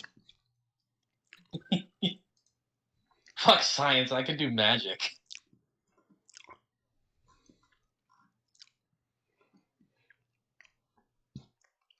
All right. So as you guys are sleeping, everyone make an intelligence saving throw. Okay. Intelligence saving throw. Mhm.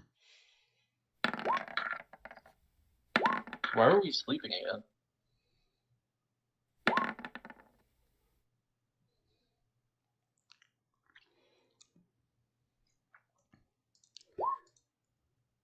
Ooh, 13's good for me. All right, Fang, meet me in the secret channel of secrets.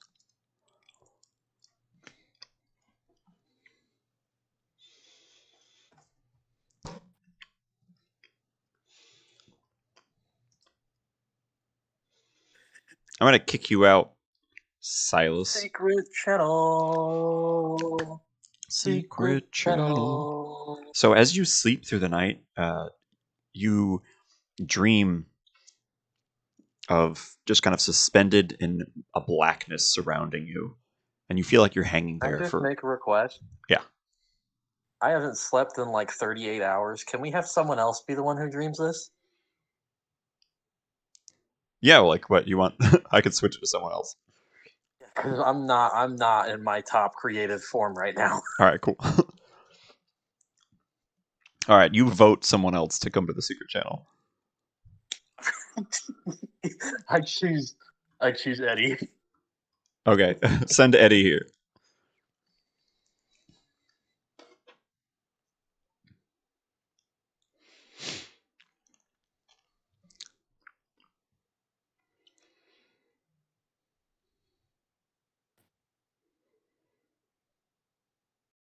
Hello. Hi. Well, what did Fang say? Did he send you or who?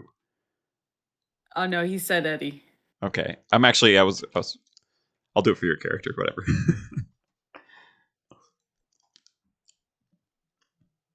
Okay. Oh I my have God. a rot. All right, Fuck so Marissa. you know what, Marissa, you can be here too. I'll just have both of you dream it Okay. because I was gonna do it for the highest saving throw, but Oh, wouldn't that have been Fang? it was Fang. But he says he's super tired IRL and just doesn't want to have like big. Oh, okay. All right. What is the thing? I'm trying to think if I want to kick you guys out and invite Kyle now because he was lowest. Anyway, That's fine. so we're going to say both of you dream. As you dream separately, you get the sense of being suspended in a black void, and you just feel like you're floating. And it's just peaceful, kind of floating through this blackness, and you're kind of tumbling end over end. And as you're floating through this void space, you see pinpricks of light all around you, and then they open up into burning white eyes that are looking around, and then you get this intense anxiety as these eyes open up, and you can get the sense that they are watching. They see you intensely, like they're burning their vision into you, and you're no longer floating just by yourself. It's just you're surrounded by this intense massive awareness looking at you guys, and then you wake up the next day.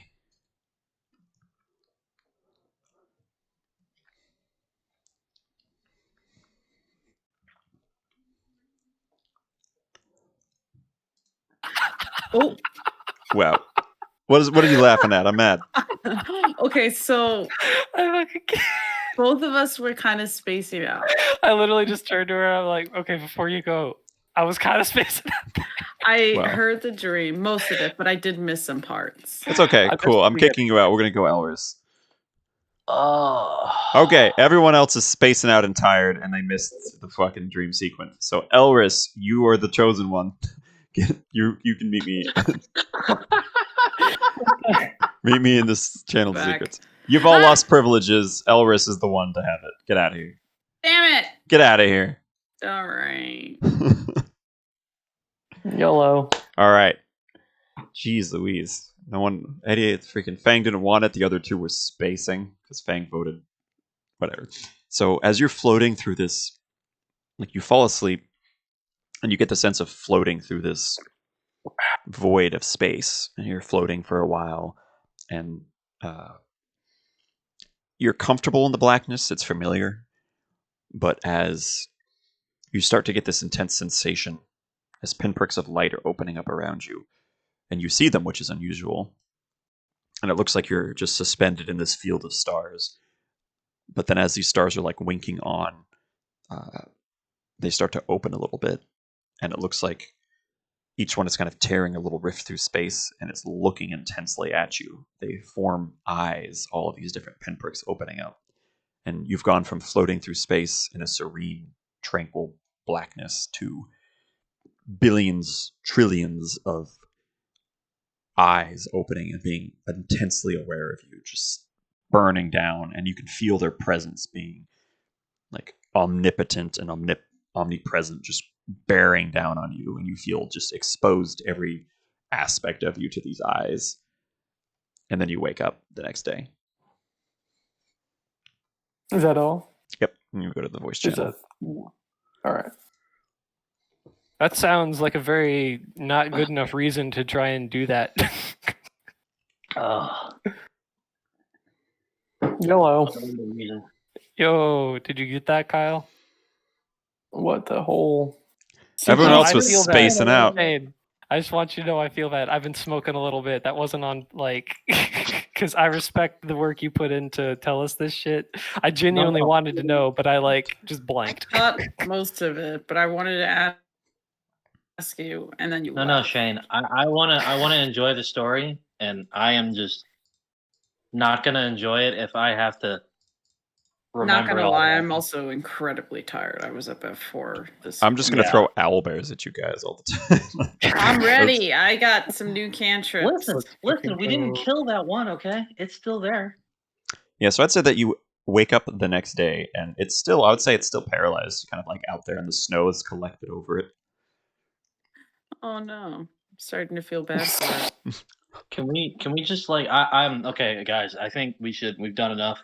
Let's just leave the owlbear here. It'll survive, or it won't. Not on us. Excuse me. I'm fine with just leaving it. I don't think we should give it a second thought. The I'm owlbear? pretty sure we were just invading on its home, so I mean we're kind of in the wrong here. Yeah, I don't think we need to worry about it too much. I mean, I agree, but at the same Did time, anybody else feel weird after that whole exchange ended? What exchange? What? are you speaking in game, by the way? Yeah. Okay, just making sure. Yeah, no, Why that was would it me feel asking weird? if you guys felt weird. Recently? I'm- No. Yeah, like just Well, Listen, we're going on a quest for a goblin. I mean, I my had eyes a- have been about kind of funky, but I had a dream last night, and it Can was you strange see in your because dreams, Elris? I was about to say, actually, last night was a dream that was more than just darkness, more than just sounds and textures. Last night, I had a vision of some sorts of floating through the darkness until rifts of space kind of opened up, and all these eyes were beaming down on me, kind of I peering into everything that I am. really. Do you think it might have had something to do with how we skipped dimensions recently? Very well could be, although from what you guys told me, it sounds very similar to what I experienced in my dream. Hmm. interesting. Wait, what? Did something happen when you skipped dimensions? Well, not that Out we of know. This is Okay. out of. Yeah, out of This is- okay, No, yeah, we just jumped through a portal. Yeah, But so you like jumped through in the the- portal. Something happened while you were jumping through the portal that I didn't. Wait, what was your question? Did something Jesus happen when God. you were jumping through the portal that I didn't know?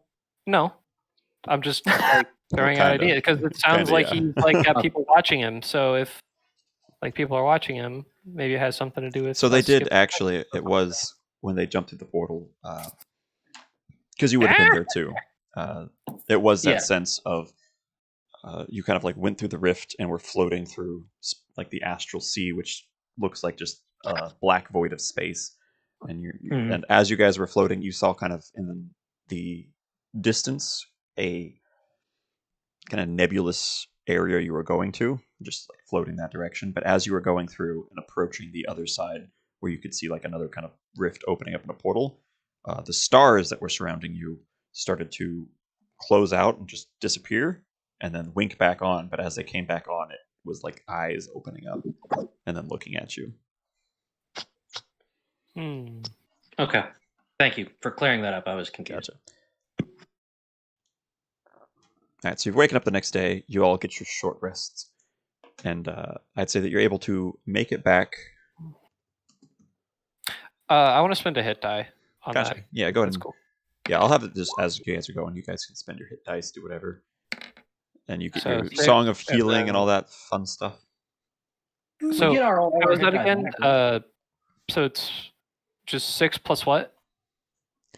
6 plus your song of healing, 1d6. And as you guys Oh. are kind of like going after your rest, you do probably about So midday. You're 11. coming through the rest of the forest. You're able to navigate through both memory and just direction, kind of aiming yourself. And you come out of the forested area, and as you're heading back to town, I'd say that you take a few hours traveling, just kind of like uneventful going through. But as you're getting closer to where this town was, you remember it being a small, rinky-dink little farm town with not even official guards. Like the biggest attraction was a small tavern. And as you get closer, it is surrounded by kind of tents that have been popped up and makeshift put there. You just see bustling people everywhere, kind of milling about. And as you're walking, you see everything from just still some simple farmers, simple like peasant people going about doing their business, but you also see mixed among them people with armor, everything from just a shoddy iron chest plate that they've just kind of strapped together to like ornate gilded armor, kind of like walking around. And you're seeing just dozens and dozens and dozens of well-equipped, what looks like adventurers kind of milling about this place.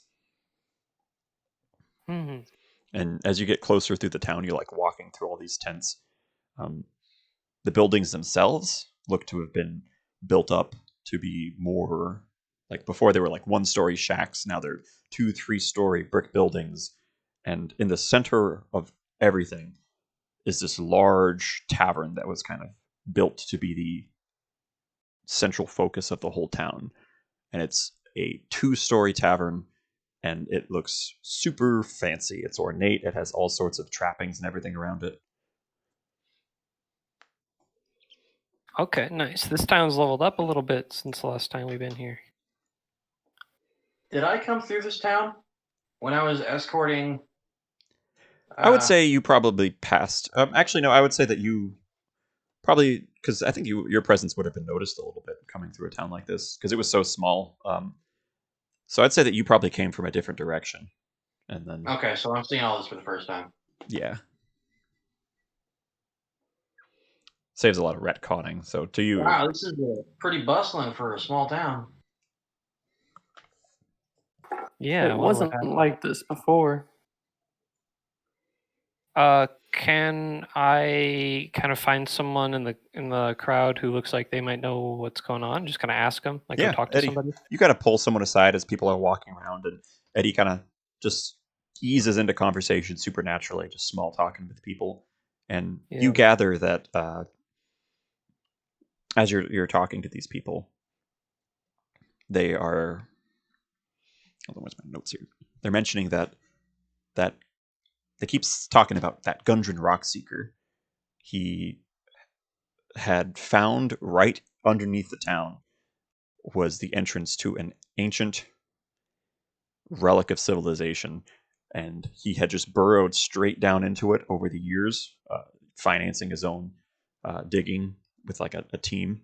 And once they cracked into this dungeon, it was just instant.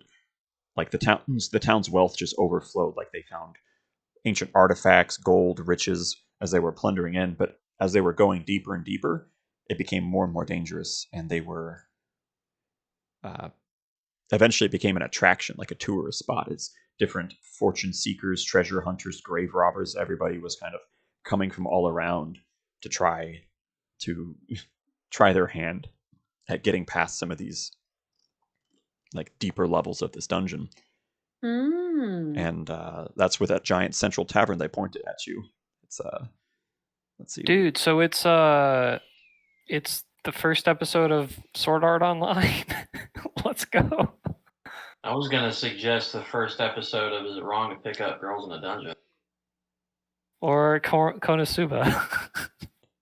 Bro, that's it. I'm playing. Get the alcohol, guys. We're doing Konosuba. And then when they're pointing, they say that the giant tavern in the middle is where it all kind of like where the action happens, and it's called the Ruby Maw. Ooh. The Rudy Maw? The Ruby Maw. Ruby, okay. And what kind of action happens there? That's where the entrance is. To the dungeon. Yeah. Okay. So, Weird. Before we go into this place, or while we're still looking around, can we like individually look for Juna. stuff? Yeah, so this is actually what I was going to do to where, like, as you guys are just coming in, this is Juna. just a large hub, like a large kind of like the small town is kind of upgraded to city style. And this is where I was going to be like, each one of you, there's nothing pressing on you guys, really. Like, there's no time limit. So you guys are able to take some time to shop, do anything your characters would want to do in a town like this. Because it's no longer a town, it's just kind of like think of like one of those gold rush villages, kind of everything just sprung up overnight and everybody's traveling and kind of like rushing here. And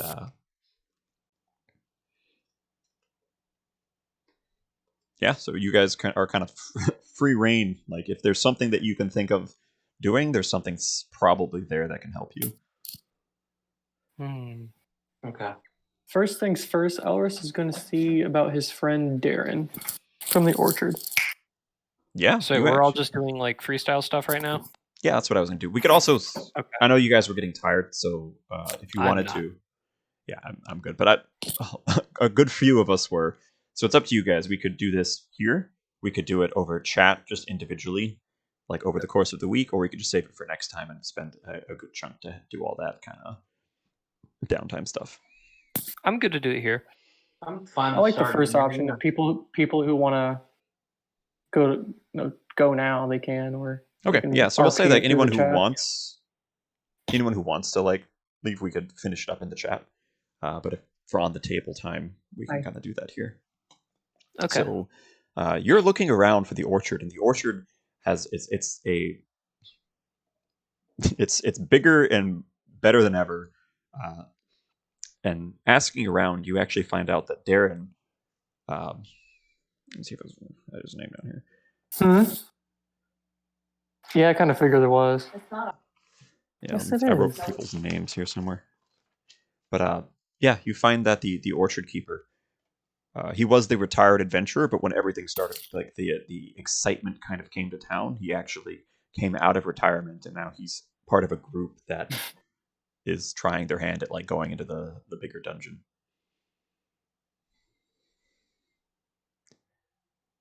So is he still in the orchard?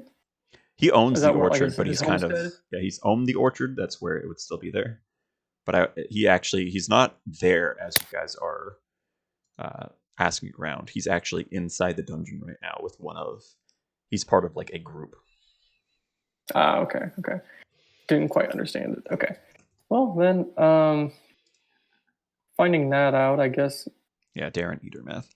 maybe meet up with Darren later. But no, some other things Elris will want to do is study up on Key for himself and Silas. Train Arcadis. Find find a study if there's one in the city. I'm sure there probably is. Yeah. While you're looking around, do a.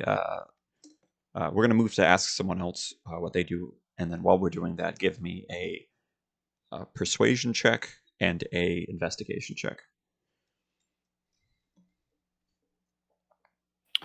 Shane, will you let me know when it's my turn? I'm gonna be reading cards and stuff. Gotcha. Well, go ahead and someone else can step up to the plate as we're. Damn. Okay, I will. I'm looking around for a information hub of sorts. Like a place where I can go to get information either about the town or about the country or about the inside of the dungeon in general. Gotcha. I want both. So you go ahead and do the same thing, persuasion and an investigation check. And I'd say you and Elris are kind of looking for the same thing. So you kind of coordinate as you're both looking for some sort of a information area. And Elris, you're asking around. You're able to kind of like you get in good with some people who are talking amongst themselves about the different things in town. But you're not able to find the right people to talk to. So you make a few friends along the way as you're kind of like finding, and they don't seem interested in any sort of like the scholarly pursuits. So they kind of like laugh off, point towards the tavern, and they're like, "There's where you can get all your information." All right.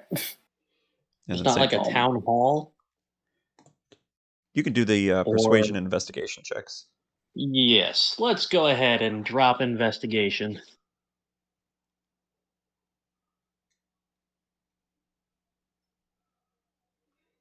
Because I would say it's kind of like you're wandering around because it's very. There's almost not much structure to how everything's set up here.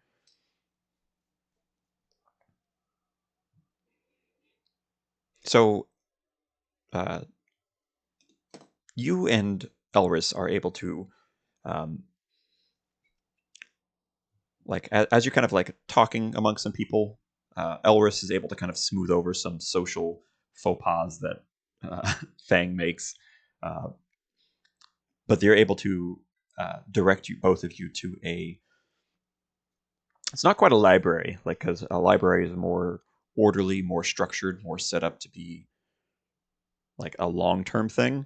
It just looks like a bunch of wizards kind of like had come by there and needed a place to quickly record stuff. And so it came up as this kind of like a mix between a post office and a library that's just been kind of crammed together as everybody's sending information and receiving it, and people are trying to record it. And with like some people who study like arcane stuff can go there. So it's not like a big repository. It's like a post office as messages are going to and from. But that seems to be everyone's pointing to where that is kind of the brain of information in this area. And we'll go to, as you guys are there, we're going to quickly jump to Eddie, and then Silas, I want you to think of what you're doing. And Eddie, you said it's your turn, so you probably had something. Yeah. Okay. So I had a couple ideas. I wanted to like find some kind of master wizard and see if there's any more like elven magic I can pick up, like with the goal to be like more in touch with my elven side that I don't really like understand on an educated level. Okay. And then also I want to go find like the farming community, and I want to go try and make deals with them to bless the land. And maybe try to convince them that I am a god and worship them and take that first step towards the long-term goal of demigod. And I would say as you are... same thing, persuasion, investigation check. Because this just represents you guys. You're just trying to like hobnob, talk around town, talk to strangers, gather so information persuasion together. and investigation. Yeah, and we're going to do a quick thing too. Silas, I still need what you're doing.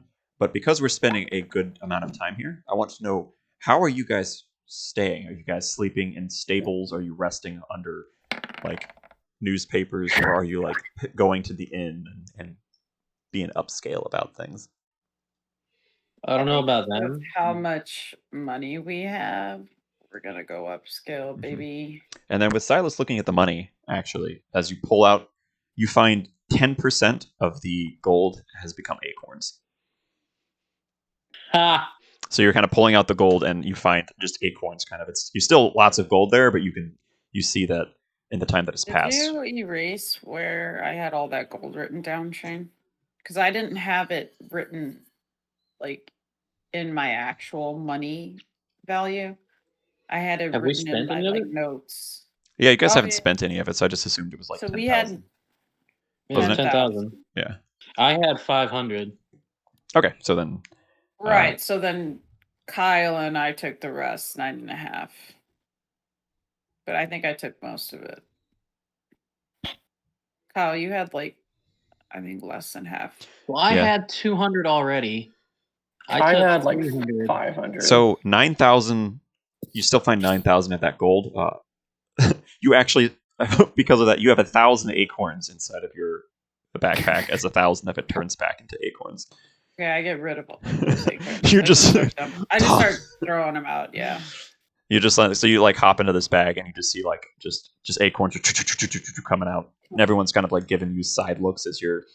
So I'd say you probably made your way to the tavern, and we'll say that as the central hub, kind of a place for you to meet up. As you go into this tavern, you find this it's big, ornate, like solid oak like pillars with lots of decoration to them. Behind the counter, you actually recognize Gundren Rockseeker, the dwarf who originally gave you the very first mission. He seems to be the barkeep of the whole place. And in the center is this giant red well, kind of like big central well with a crane kind of like over the top of it. And it's closed with like a interlocking mechanism that looks kind of complicated over it, just enclosed over this well in the center of this tavern. And there's tons of people. It's like 2-story tavern. It's loud. It's boisterous. There's lots of people kind of like going back and forth here. And so that's the most expensive place to stay, would be like kind of like in this tavern in area. And there's a few other places around there though. Okay. How much does a room cost to stay here? I asked the guy. Yes, Gundren. Oh yeah. Oh, Gundren, nice to see you again. He kind of squints and he's looking at you and he's like, "Who are you?" Oh, come on. Have you really seen very many Illyrians? He's like, "Ah, the raccoon. Ah, I heard about you. I didn't actually ever meet you. Oh, right. Ah, I got the missive. You guys were kind of poking around. Oh wait, you guys did meet him. He was like unconscious when you rescued him. He's like, you guys pulled me out of that. You guys pulled me out of that castle. That was quite something." He's like, Yeah, I almost died, so I don't really like to think about that. well, that was why. Years ago. Things have changed a bit around here since then. He's like, Right, so you want what a kind you of want a room things? here? Well, I found it. I told you guys there was something big. I was looking for it. No one believed me. They all called me a fool. But he points towards the ruby well in the center, and he's like, I found it. So what? What is it exactly? Are Fuck you with if me, I Eddie? I don't know. think you're Oh, here. I don't know. And he Get points. outta here, Eddie. He points up at the back, and in glass cases, you actually don't find it's a bunch of like there's like an old helmet. There's like weird looking weapons, just a bunch of like artifacts. And he points behind him. He's like, I don't fucking know what was in there, but we're pulling it out, and it's worth a shitload of money. You mind if I get a closer look at those things? Yeah, I could He's tell like, you what "Ah, they're- you stay behind the counter." Keep your secrets then, old man. Anyways, what's the cost I of feel staying like with here? this side, we'd be staying on the counter. Here, and he's just like, it's only 10 gold a night. Oh, okay. Yeah, we'll take that. He's like, you can stay here a night. And you actually get the sense as you've shopped around that the gold prices here are massively inflated as this giant, like just trying to buy food. Damn. It's like everything's fucking what's that? Lollapalooza prices, because everyone's my. here. Everyone wants to be here. So all the shopkeepers are trying to take advantage of these rich adventurers coming, and it's just been this cycle of inflation.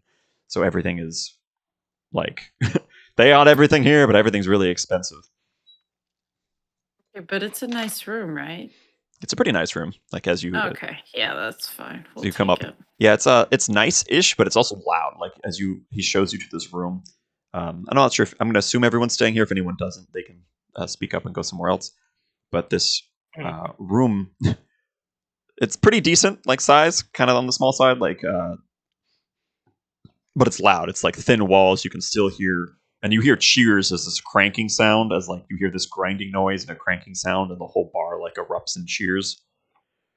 And like as you peek up and look, you see actually as they're pulling someone out from inside the well, and like he comes and he's clutching like this, like weird looking, like just stone thingy. And he's like, ah! And they're pulling him out of this well, and everyone else is like, ah! Like applauding. So it's just like a giant dungeon that no one's reached the end of. Yeah. And like, there's just a shit ton of unexplored stuff in there. Yeah, and it's been because it took him years to excavate it and like crack it. So it's just recently that everything's exploded. But like people are just constantly, as you ask about it, he charges 300 gold per adventurer to go in, and then whatever you find is yours. Huh. That sounds fun. Let's go. Why to steal? And then I'll put aside some gold for that. yeah, and then it's like you can tell everyone's like betting and like kind of like nudging each other as these adventurers get more and more drunk. They're like nudging each other and kind of like making dares and boasts and trying to convince each other to take the rope down in. All right. Are there any interesting people here, Shane? There's a lot of interesting people here, like because it's just adventurers from all over the place. And actually, we're going to go back to Eddie as you're looking around, kind of asking You didn't even ask me what I was gonna do. because he did the roll first. We found everyone else kind of. All So we're gonna say, Eddie, as you're asking around, you're easily kind of like siding through all of these like bars. You're just making friends fast and quick. And the information you get is a little sketchy though. Like they send you to look for a wizard teacher. So as you go in they point you towards this very angry, like his eyebrows are super thick and like lightning bolts down, and he's just this angry gnome who's like kind of like they point it towards where the post office thing would be. Yeah. And as you kind of like search him out, he has one arm and it's crossed with the other one. There's just this metal plate over where his arm would be, and it's just a mage hand, like where he lost the other arm that he's using to like move and pick things up. Okay, cool. And as you ask to be a student to learn the secrets of magic, he quickly turns to you. And he's just like, "You think you got the brains to learn anything from me?"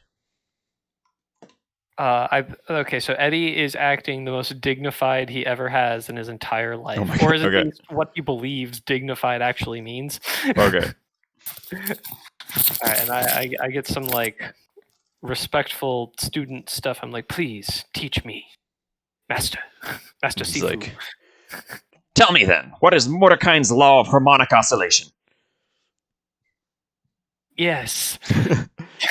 He's like, surrounded by idiots. And we're going to cut scene to Silas. What are you doing?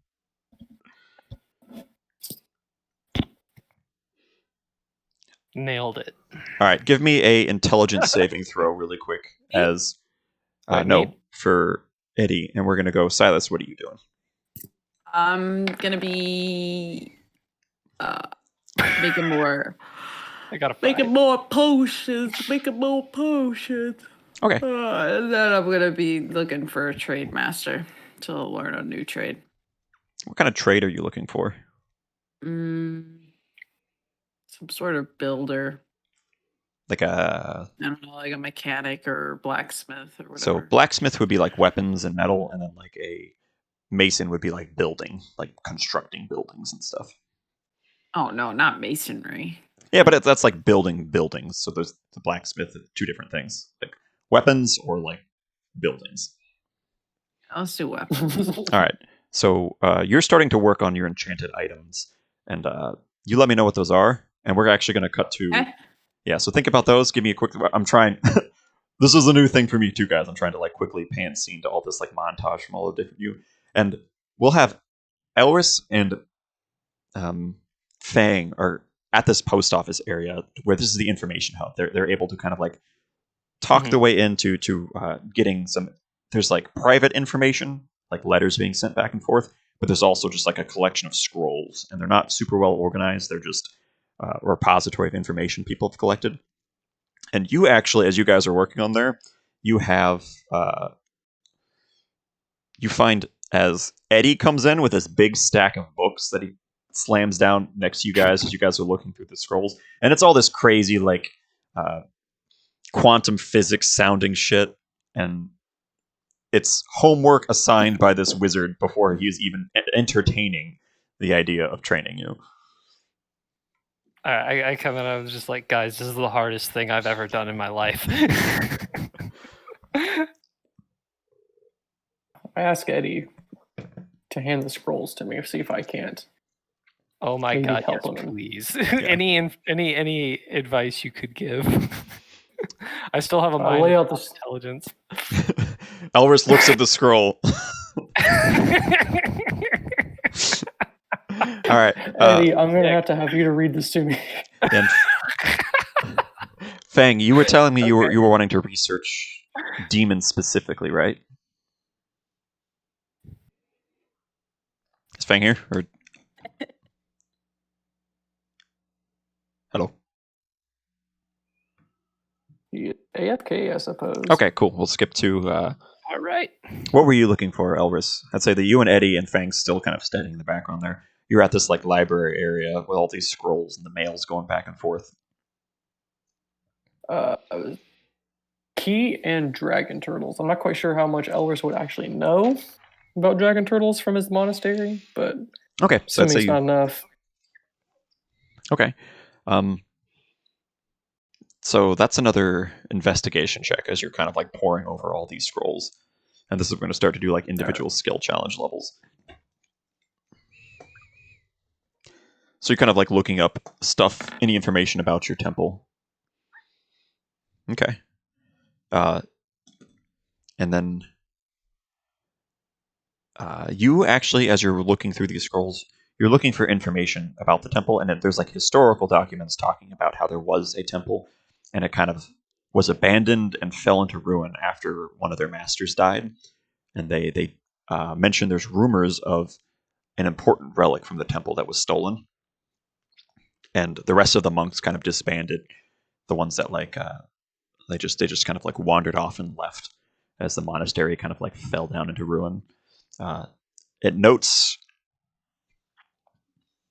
with this one you're still looking for dragon turtle stuff, and you find a couple like sightings like way off in the western oceans, but nothing more specific on these scrolls. And then we're going to go to Silas. What are you making? I'm making a gun. Okay.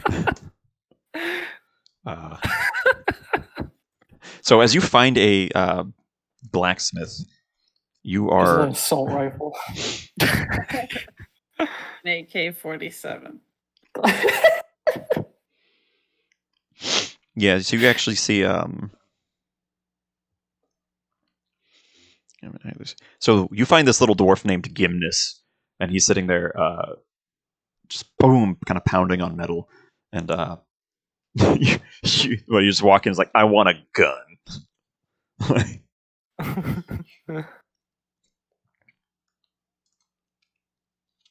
Silas. Yeah. Okay. I didn't know if you were Isn't there. that what I say to him? Is that what you're saying? I know. I thought it was funny. Just you walking. I want a gun. Oh. So I'd say that you probably talked to this guy. Sorry. I don't know if you wanted to RP it or just montage it. No, yeah. What can you teach me? It's like, well, what do you want to learn, little guy? Everything. It's like, well, how much time and how much money do you have? Lots and also lots. All right. All right. Well, What are we trying to make here then? A flying ship. Just laughs at you. It's like, ships don't fly. Well, not yet. They don't. He's like, what do you know about ships? What do I know about ships? I'm no shipbuilder. And he points to like some swords, like horseshoes, metal armor. He's like, I work with steel. Does Okay. steel float? You Nimrat. I mean, I He calls you a Nimrat.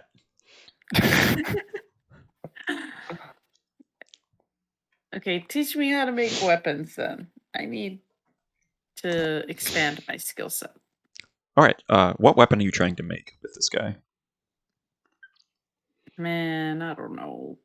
A gun? You're trying to make a A gun. gun.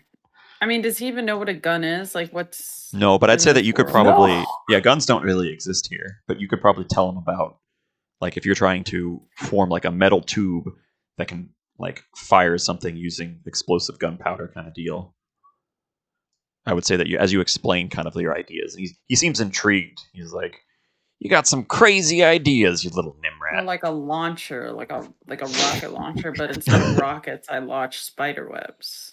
You're fucking high, not me, dude. I swear to God. I'm sleep deprived, man. I'm so tired. We could end this early if you guys want it. No, I'm willing to pull it through because I mean I don't have to wake up tomorrow. But that's what I'm saying. Like if something doesn't, make sense. Well, I didn't. I would say that the stuff I thought about before was not rocket launcher of spider webs. I did prepare a gloves of spider. Oh, Rocket launch. well, let's go with my idea. So he's showing you kind of like he's really confused as he's looking at you as you tell him these weird specifications you want, and he's showing you how you're like watching as he makes them. And give me a intelligence saving throw as you're trying to observe him make these things. It's over a 20 is you just learn it. Oh, you're so close. So I'm gonna have like learning a new skill like that is a 20 on the first try, and then it drops by 2 as you're like trying to learn it. So as Okay, you're so watching, now what? you almost are catching as you're watching like how he's crafting the metal and putting it inside the like turning like unworked metal into shapes, and you're kind of getting an idea of how he's doing it, and you're helping along, like you're picking up on stuff pretty quick. And so you're wanting to make a tube. Does he praise me? Yeah, he's like Nice. he's like Silence lips for that shit. he's like, you got clever little fingers, you Nimrat. And this is probably like I'd say it's a week. We're gonna like pass a week, and that means 70 gold subtracted from all of you for just in costs, and then food. I'm assuming you're eating, and food is also. So it's been 100 gold of this upscale living from each of you just passing a week living here. I turned to Silas. I'm like, so you got me covered, right? I'll cover some of it. You have that like bottomless pit of gold. Well, yeah, but I need that. Hey, table talk. I only have No, yeah, 42 I'll cover gold. it. I'll cover I it. only have 42. Shane, I'm gonna have to clock out here. Gotcha. Yeah, I know you were like 30 some hours of not sleep. What we'll do? I'm pretty sure I just fell asleep. We wondered. I was like, Fang, Earth to Fang. So what we'll do with you is I'll just try this chat stuff. yeah, that'll Gotcha. work. We'll cover your stuff pretty quick over there. All right, Gotcha. guys. Later, David. Later. See ya. Peace.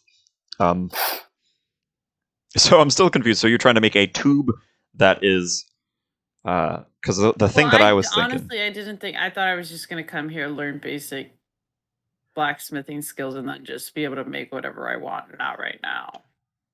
Like just You have the thought. tools Yeah, no. and proficiency to be able to make Just it. learning, no, because just learning something is a little tricky. But I would say that him assisting you in making something, like, and that's how you're kind of like watching him and picking up on stuff.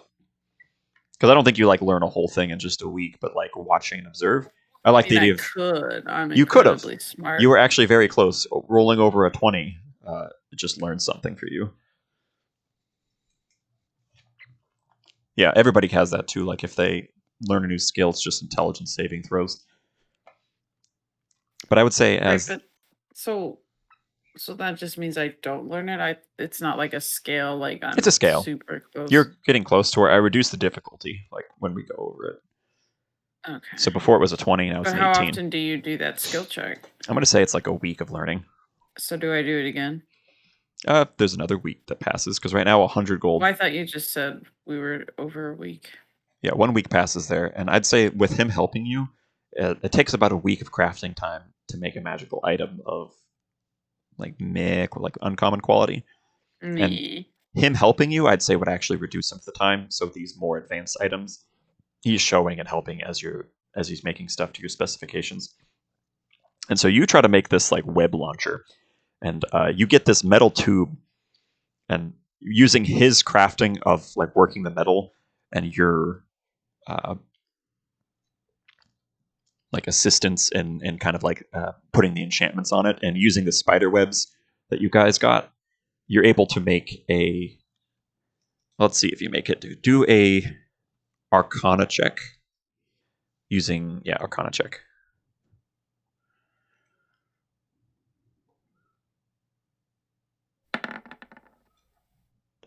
Can you get rid of this turn order? Thank you. Then give me a sleight of hand check.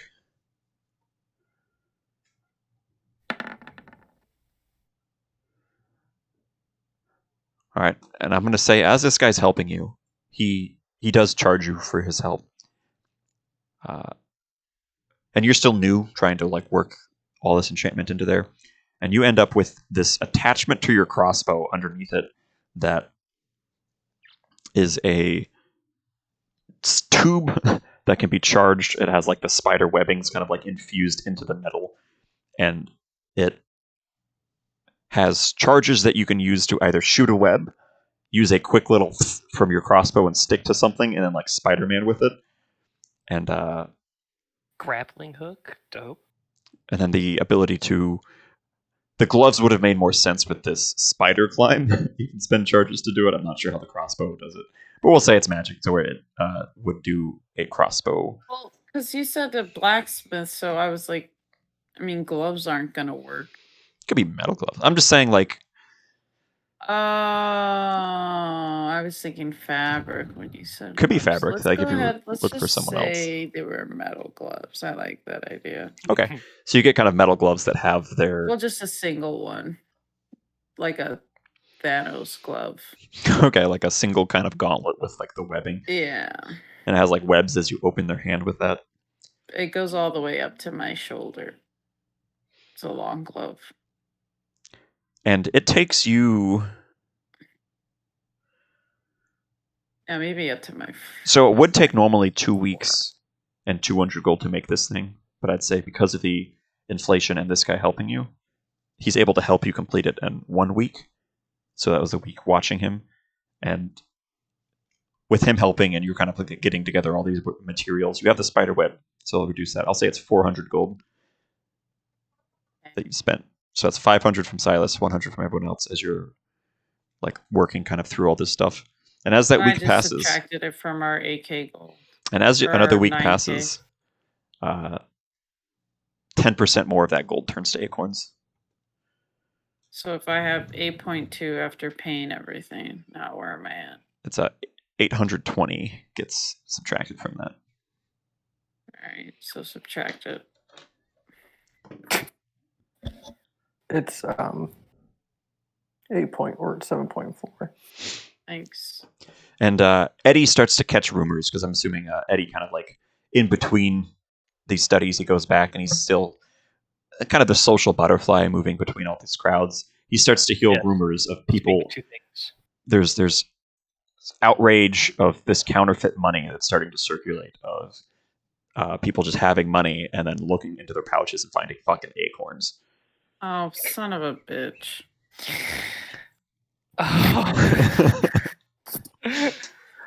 How do people catch on? All right, Like, so I don't I think they're go. that I tell smart. them about that. I tell them what I'm hearing. I'd say that they don't know exactly. It's like because it's changing hands, so it's like pay for money. It's just they're people are now looking into their pouches and finding acorns. So rumors are starting to spread of money turning into acorns as like the inn keeps money because as people spend it on that, there's like the general store. Like as you spend your money, it starts to circulate through, and then some of it just turns into acorns. We should continue doing exactly what we've been doing as if nothing were wrong. Yeah. Exactly.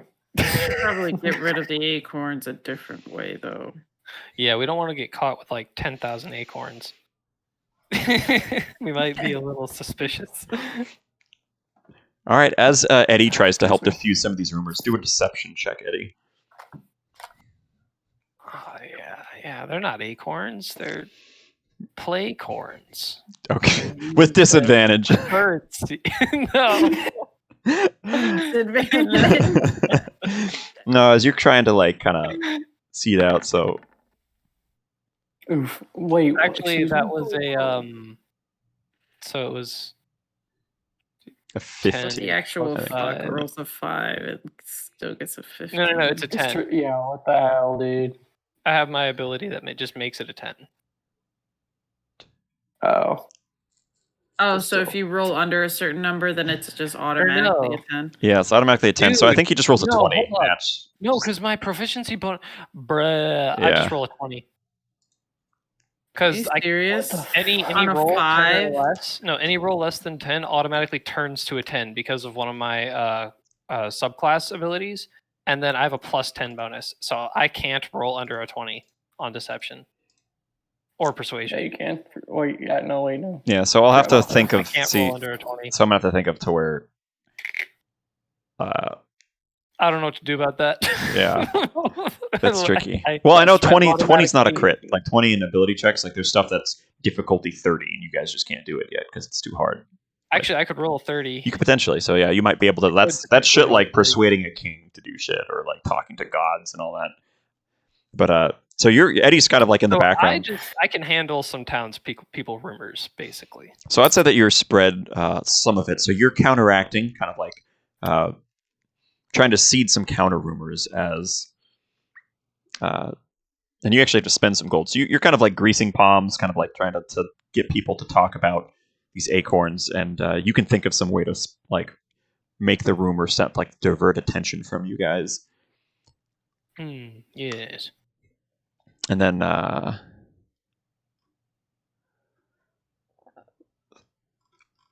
give me another intelligence saving throw from Eddie and Elris. No. What do you look? So as you're looking through more of these scrolls, do a how else did you look? You go back. So Yeah. bad. I know, right? That's learning new wizard stuff. So you're this wizard as you're trying to learn from him. He's just like he's using his mage hand that's floating from his disconnected arm, and he's like slapping you upside the head. Be like, "You moron! You idiot!" And he stacks some more complicated books on top of it. So that was your week. Homework and beratement. And the next week for Elris, you're still trying to look. So you found a little information on the dragon turtles, the history of your. What else are you trying to look for through these scrolls? Are you still trying to like dig deeper on that, or are you trying to? You made mention before we go with that. You made mention about like some kind of item that was stolen or lost from some temple. Could I make an history or insight check to see Do if a history I check. know what that is? Do a history Okay. check on that as you're like looking through, kind of like reading about these. Ooh, that's big. That's big. So I'd say that you're actually checking these, and it's reports of a precious artifact, like in the reports are scattered, and the true beliefs of the monastery aren't known by these people. They're just collecting rumors and kind of like as you're digging, you're finding references to it, and then they believe that it was a egg-shaped artifact that was being worshipped by these, and this like it being removed from the temple caused the belief of the monks to collapse, is what these people were talking about, just from their second and third hand sources. And with that history check, though, you're actually reading about a migration that a few of them took to a another temple that was like further off to the north. Do I know where this You just said north, so am I aware of this location? I would say you're Or not. just, To where this is just you north? discovering it. This is you discovering reports, and it's just you find reports of this temple like kind of off in this other direction that some of the monks had traveled to after this one kind of collapsed. Okay. And it's like they're searching to where it's actually it's rumors of this lost temple that they were looking for as kind of like the progenitor of the temple the temple that you were at, but the rumors and stuff were like the temple before that temple like was they're looking for this lost ancient temple. So now you're starting to get into like myth and like rumors and legends as you're moving away from like historical fact, looking through all of that. So I'm gonna say that was a good success there. And then Silas, so what are you trying to do here? I'm trying to spend as much money as I can before. You just burn it as it's slowly turning to acorns. You're trying to like just get rid of it as much as possible. Yeah. And so the blacksmith kind of like So I'm gonna go. Is there like a magic shop? There has to be a magic shop now with all this other Yeah. shit. Yeah. Okay, I'm gonna go to a magic shop real quick.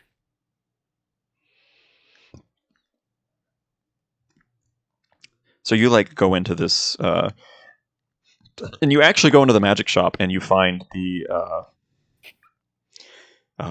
small, angry-looking gnome, and you find Eddie in the corner as he's just like Eddie's like carrying around, like doing menial chores and like being the assistant, picking stuff up, as this little gnome standing on a stool is just like yelling and ranting like complicated magic shit at him.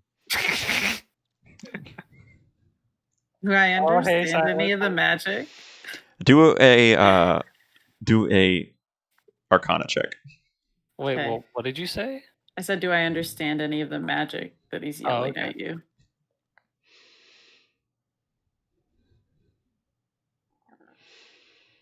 Did it roll? I didn't Oh. see it here. 12. You've heard of it, so it's like you're a little familiar with it, and then you kind of like mention you bring it up. He's going on about the Mordecai's law of harmonic oscillation again, and you kind of like Yes, Mordecai's law. like a passing. Elementary, really. You ask an appropriate question that like pertains to it, and he turns to you and is like he kind of claps his real hand and his mage hand that's floating from his little metal stump here together. And he's just like, someone asking the right questions finally. And he turns to Eddie, and he there's like a broom that's floating, and it like smacks him in the ass a little bit. It's like, you could learn a thing or two from listening to this wonderful customer that has come into my shop. Oh, I give this it is a your pink shop. He's like, yes, Hey, I am. Eddie. It's like, I am Rictus. I am here, the purveyor of all things enchanted, mundane. And he looks at Eddie, especially mundane. And he goes back to Silas. He's like, so what can I do for you? And he's like, as he's talking to you, the mage hand is floating behind him and picking stuff up and like reorganizing stuff. Well, I'm not really looking for anything in particular, but I figured I'd stop by and see what you've got in stock. Yeah, hold on. Well, shoot, I gotta get my Dungeon Master Guide.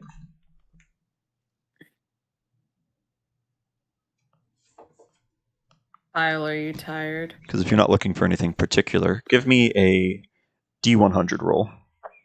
All Alright. right. Wow. 60 Kyle. on the dot. What, Colin? What was your what was the land you determined?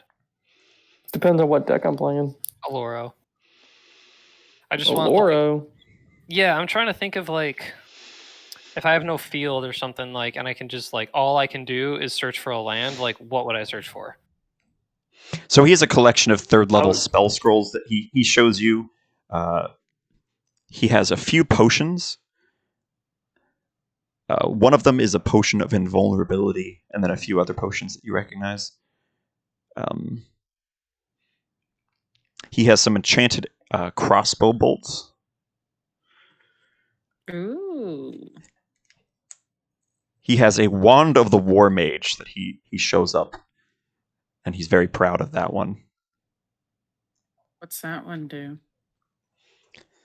Let's find out what that one does. Colin, I would search for a card that you need to add to your deck, and that's Field of the Dead. Field of the Dead again? Yeah. Mhm. I'm thinking about it because just like having blockers like exist for me. It's totally a win con, and if you have Thespian Stage Aloro, you can copy it, and every turn, or should be How- every turn, Tell me how you get 2 zombies. Like, because Just just one swing out with zombies. So this Wand of the War Mage gives you a +1 on your spell attack rolls and against your spell save DC. So it gives you a +1 to attack rolls and them saving against you. And you also use it to, if someone's hiding behind a cover, like as long as they're not like totally covered or like just peeking out, like if they're hiding behind a tree, your attack can like ignore their cover.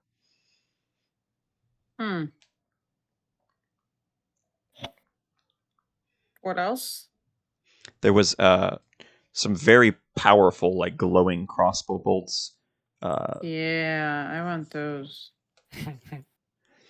So he sells them in a bundle. There's like 10 of them in a quiver, and they are +3 to your attack and damage. And they are very pricey, though. He's looking at them. To where each How bolt much? is 100 gold because it's a +3 Phew. to yeah. That That's is +3 is the highest like level of attack and damage bonus. They are consumable, so they're limited, but yeah. So he sells each of one of them for 100 gold a pop. Well, I want some time to think about what kind of things I want to make. Okay. Before I end up spending all these coins and Well, before they expire entirely. So that can is- we pause here Okay, so this is just where so we'll that I probably can rest. actually like brainstorm some things Yeah. over the week? Okay. Because I feel like then I'm just gonna burn all my money and then not really get anything out of it, and I don't think I'm ever gonna have this much money. I mean, you might. So I know but- for sure I want to make something. I want to make one thing for each person. So Kyle, Colin, and I need David to all send me something that they'd like me to make them for their character so that I can make sure to put Okay. aside money for that. Okay, you have the gloves of web slinging. Well, now. that's for me. Okay, so you have those now. And so we'll pause there for that. Eddie, I want you to make me one more. Do a history check as you're looking It's a through with weapon, Elris. right? And I would Like- say okay. you could actually help. Do you want to help Eddie as he's trying to study, Silas? Yeah, So, I can help. Give me Silas gives something. you advantage as he's trying to like point out kind of some of this stuff. So do Okay. a History. check with history of advantage. magic with advantage. Oh fuck. Or Okay. Yeah. Baby. So you almost flunked out of magic school. So you actually, as Silas is kind of helping some of the putting it in a historical context. So just the abstract equations and stuff weren't making sense to you, but Silas helps put it in a context of like this wizard discovered this thing, and you kind of like, oh, like that Mhm. kind of like starts to click. Aha. And then as Silas is helping you kind of understand some of these, as you go back to the other guy, you have a bit more of a grasp on how some of this stuff works. And then Elris, I want you to do a religion check really quick as you're looking through these. With advantage, Silas is helping you. Is Silas good too. at religion? Sure. I don't think he is. He believes in himself, and that's all that matters. damn, Dang. dude. Bet So- you really wish No. you had that advantage right about now. So you're looking through the kind of like the lore and like sorting through kind of like myths and legends to try to find this lost temple, and you're not able to He's parse like, dang, fiction. I can't read. Yeah, I don't know how the hell you're. Whatever. We're gonna say people are Looking reading. through all this lore.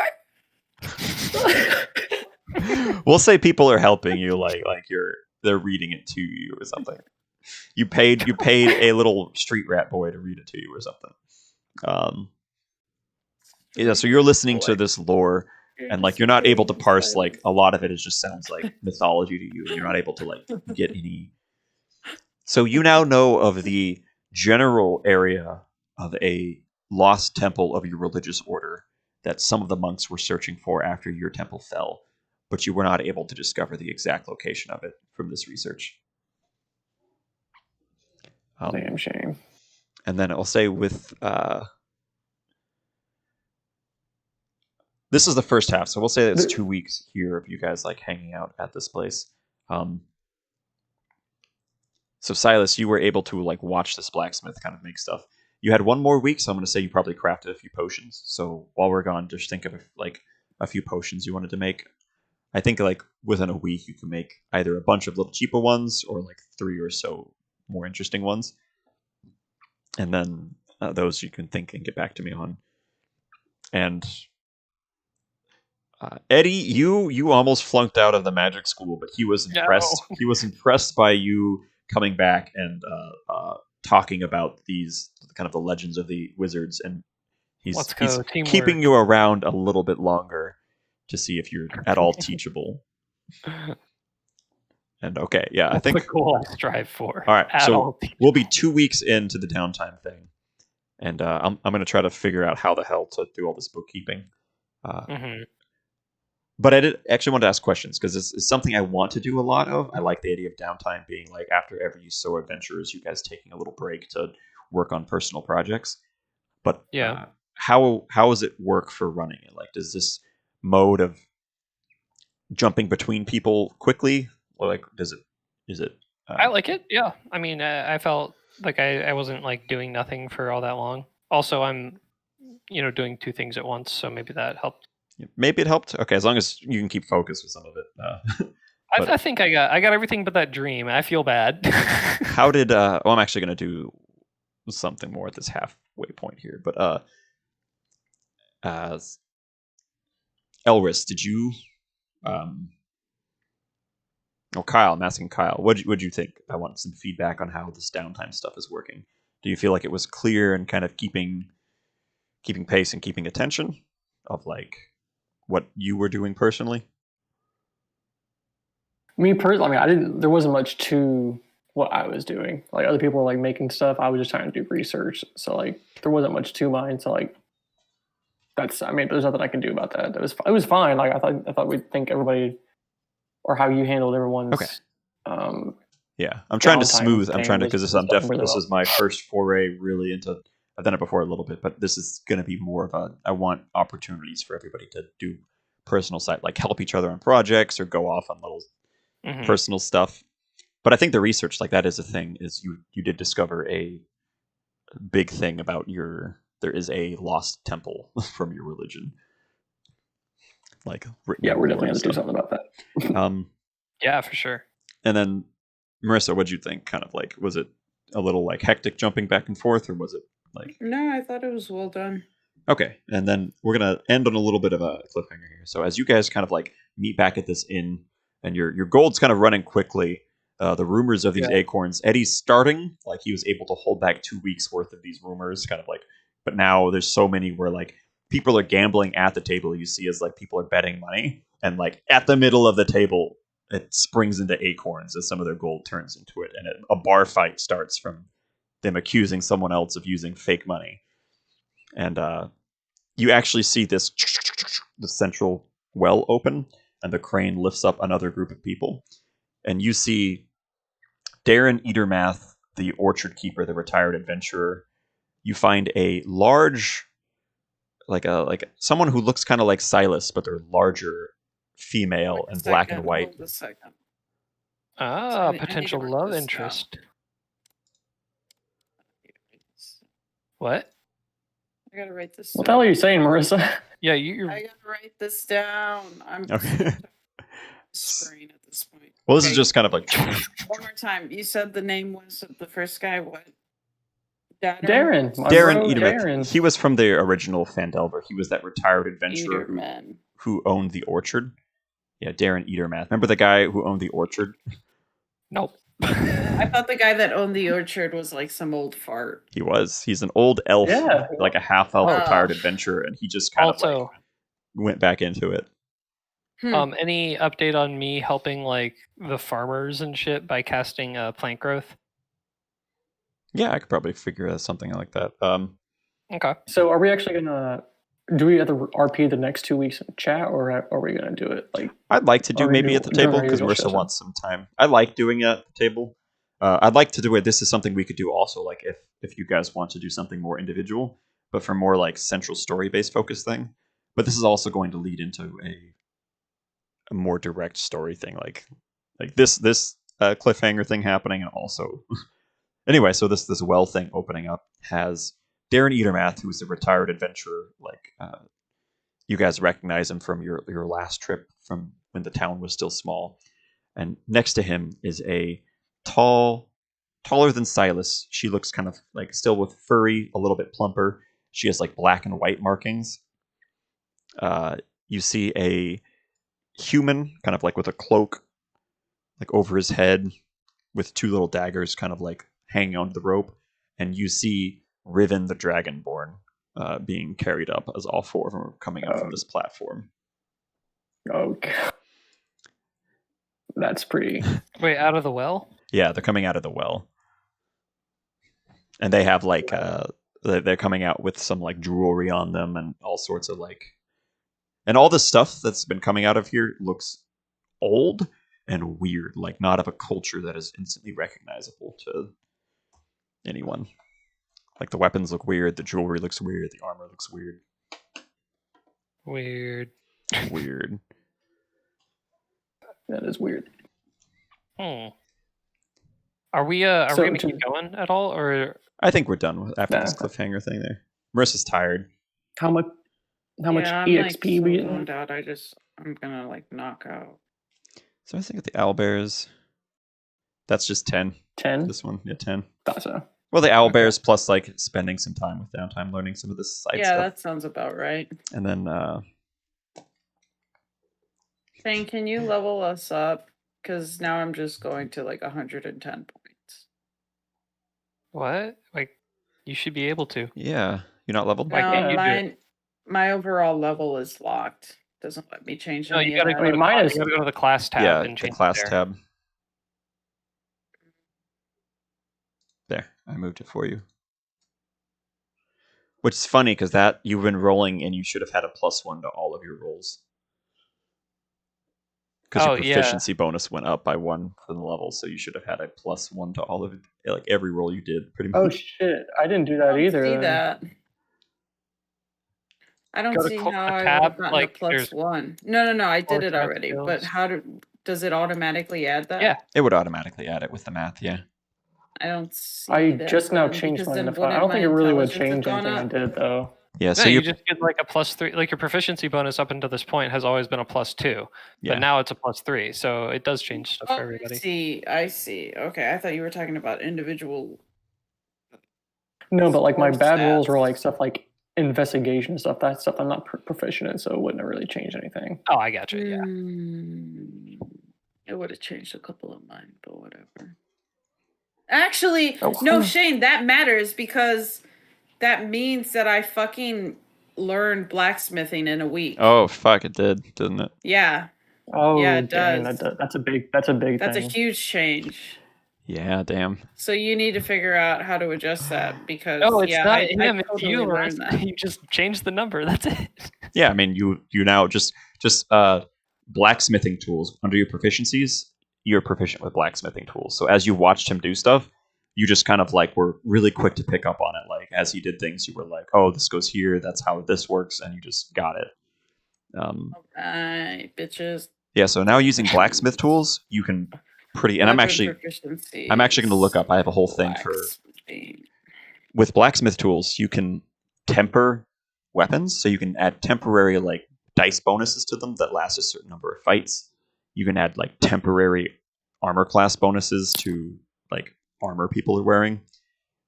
You can even do like you can make special weapons that on a crit they do something. So it's like a battle axe that when it crits it'll like knock someone prone, or like a sword that will like when it crits it might crit on a 19 and a 20. Yeah, so I was thinking of how to do blacksmithing, but it's like because I want it to be the same robustness of alchemy. Like I want every. This is gonna be really fucking hard, guys. But I want every tool. Like how the hell am I gonna do? Like if you learn how to glass, because he can glass blow. Silas knows glass blowing. How the fuck do I make glass blowing a whole crafting system? Yeah, Good luck, honey. I would say with glass blowing, if you were try to making something that's enchanted and glass, like if you try to like, you get your proficiency bonus added onto that. Lenses, you can make lenses and shit, like binoculars and fuck. I don't know. That one's tricky. I was wanting to make a spyglass. Spyglass is actually the most expensive item in the game. That's not magical. It's 1,000 Why? gold. I don't know. What the fuck? If you look at it, because I think mechanical, like the way that D&D is, it's like glass lenses and shit is really hard to do. But I don't fucking know. Well, Yeah, I'll have to think of glass blowing. But yeah, you can glass blow, blacksmithing, alchemy, and tinker tools. Those are all the 4 tool proficiencies. You know, as an artificer. You can learn brewery if someone wants to learn beer making. That's a thing.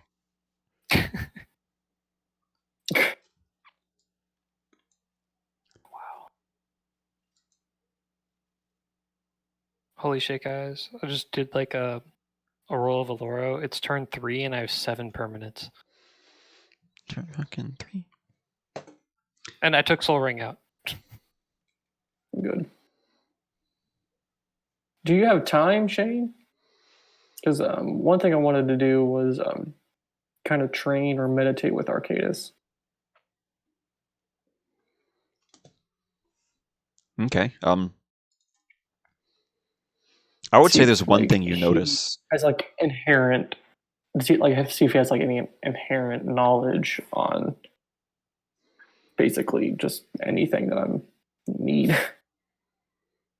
I would say do another religion check because that would give you advantage with Arcades helping you on this specific thing. So you get another Okay. extra roll on that. Religion.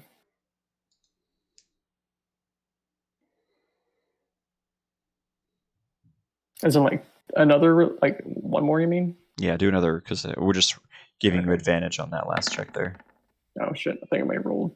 Never mind. And then I'm not sure what I would get out of like meditating with them, but there was a thing where, so you watching Arcades, you notice he is looking towards a direction and kind of like wandering towards it, and you kind of like he'll come back to you, but he always seems to, when he's just left alone, be facing in kind of like a northwestern direction, and I'd say that also when you're reading those lore, the lore of a dragon turtle being tied to your order is very, you start to see parallels in the legends and myths, kind of like as they're describing. And you also get a thing where you notice as like while you're training, your knuckles start to bruise and bleed a little bit, just like punching things. And you notice when you are feeling Arcades, he starts to have a wound on his like front little flipper claws. And then Aw. as he's like, I'll say that something happened where he like was minorly injured, and you noticed yourself sustaining the same injury in roughly the same place. And like while you're meditating with him, you get the sense that like you're kind of like feeling his heartbeat, and it's echoing in exact the same sync with your heartbeat. Aw, you're a dad. That's sounds kind of scary, actually, because if Arceus dies, Yeah, I mean, who knows? I mean, it sounds like a soul bond sort of thing, but I mean, Yeah. if I die, heart he entirely definitely. synced up. I mean, if he dies, or I mean, if I die, he definitely probably does. But Yeah. I Yeah, don't but know. he means nothing to me. Oh, So those 2 weeks you've spent, like I assuming you guys are eating pretty good. So that's Yeah. additional. for real. Yeah, but just spending like at your guys' current clip of eating, it's like eating at nice places, staying at nice inns, and all that. And I'll reduce it. I'll say that you kind of going with a farmer, kind of like helping them grow crops, would probably reduce the food costs, like as the farmers are kind of like adding some food to you. So I'm actually going to nullify the food costs a little bit because Eddie was off helping the farmers. So we'll say that you guys have spent 300 gold each just living in this boom town over the 2 weeks. And that's how I want to do like upkeep costs, where there is like just the living in the world costs money to like stay at inns, eat food, all that stuff. So I'm just wrapping it all into kind of like this. So what are we at now? Because I'm assuming we're Wow. taking it out of the. Silas the has giant spent fund. 400 gold from his, and the pouch has lost 20% of its total value. And that's what we're spending the gold out of, right? Yeah, that's. For all I this think that's stuff? what you guys are spending out of. Okay.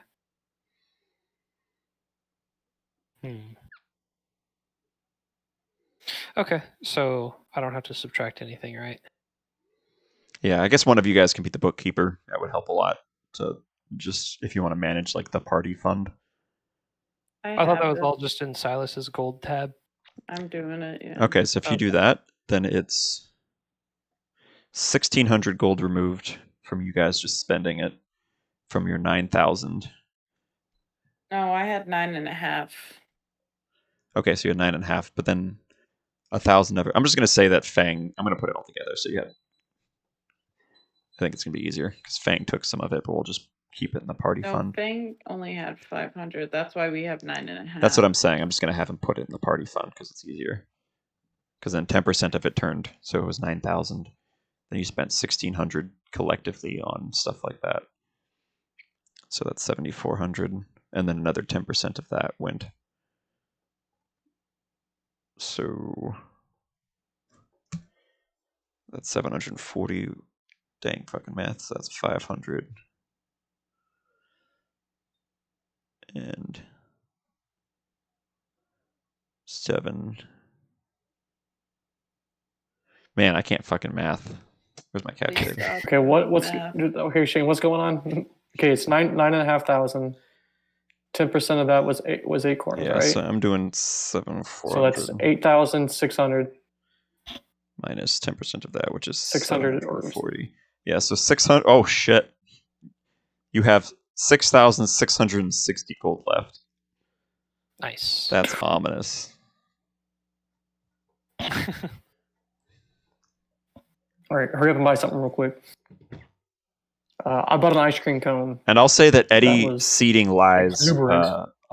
kind of like, just kind of like putting out rumors, just being like, oh, there's like trickster Oh, yeah. fairies, like, oh, there's, like, it's not counterfeit, it's just like, oh, it's those tricksy fairies, and then just kind of like getting out there. But now enough people have, like, it's just popping up because the way money spreads, like over time, it's like a big chunk of people in town, like 1 or 2 of their gold pieces would have turned to acorns by now. So it's like acorns are just popping up in pockets, kind of in the everywhere here. Question out of the game, Shane. Do you have like this, like when we make rolls and stuff, like do you have like stuff written down prematurely and then like give information based on the rolls? Depends on where Like it is. with my temple and stuff. That stuff, yeah, that stuff is like stuff that I've thought about before. Some stuff is Okay. improv, to where like if you guys, like, I'll have names and stuff, like some NPCs, but if you guys go to a place I didn't prepare, like that fucking magic store. I don't know why I didn't think of a magic store, but that would make sense. I just assumed Marissa was going to make all the magic items, so I didn't think of it. But so I just had to like, I went to the Dungeon Master Guide and had just rolled on a random chart for what items they would have. All right. Well, I think this is a good stopping point with Yeah. Riven and Darren and And I would say magic Another- items at the shop would also change over time as like inventory comes and goes. So I'll set up the magic shop to be a little bit more. I forgot to do the freaking tree staff thing. But I guess we're not having Oh, any yeah. combat or anything. What's tree I'm staff still thing? in possession of it.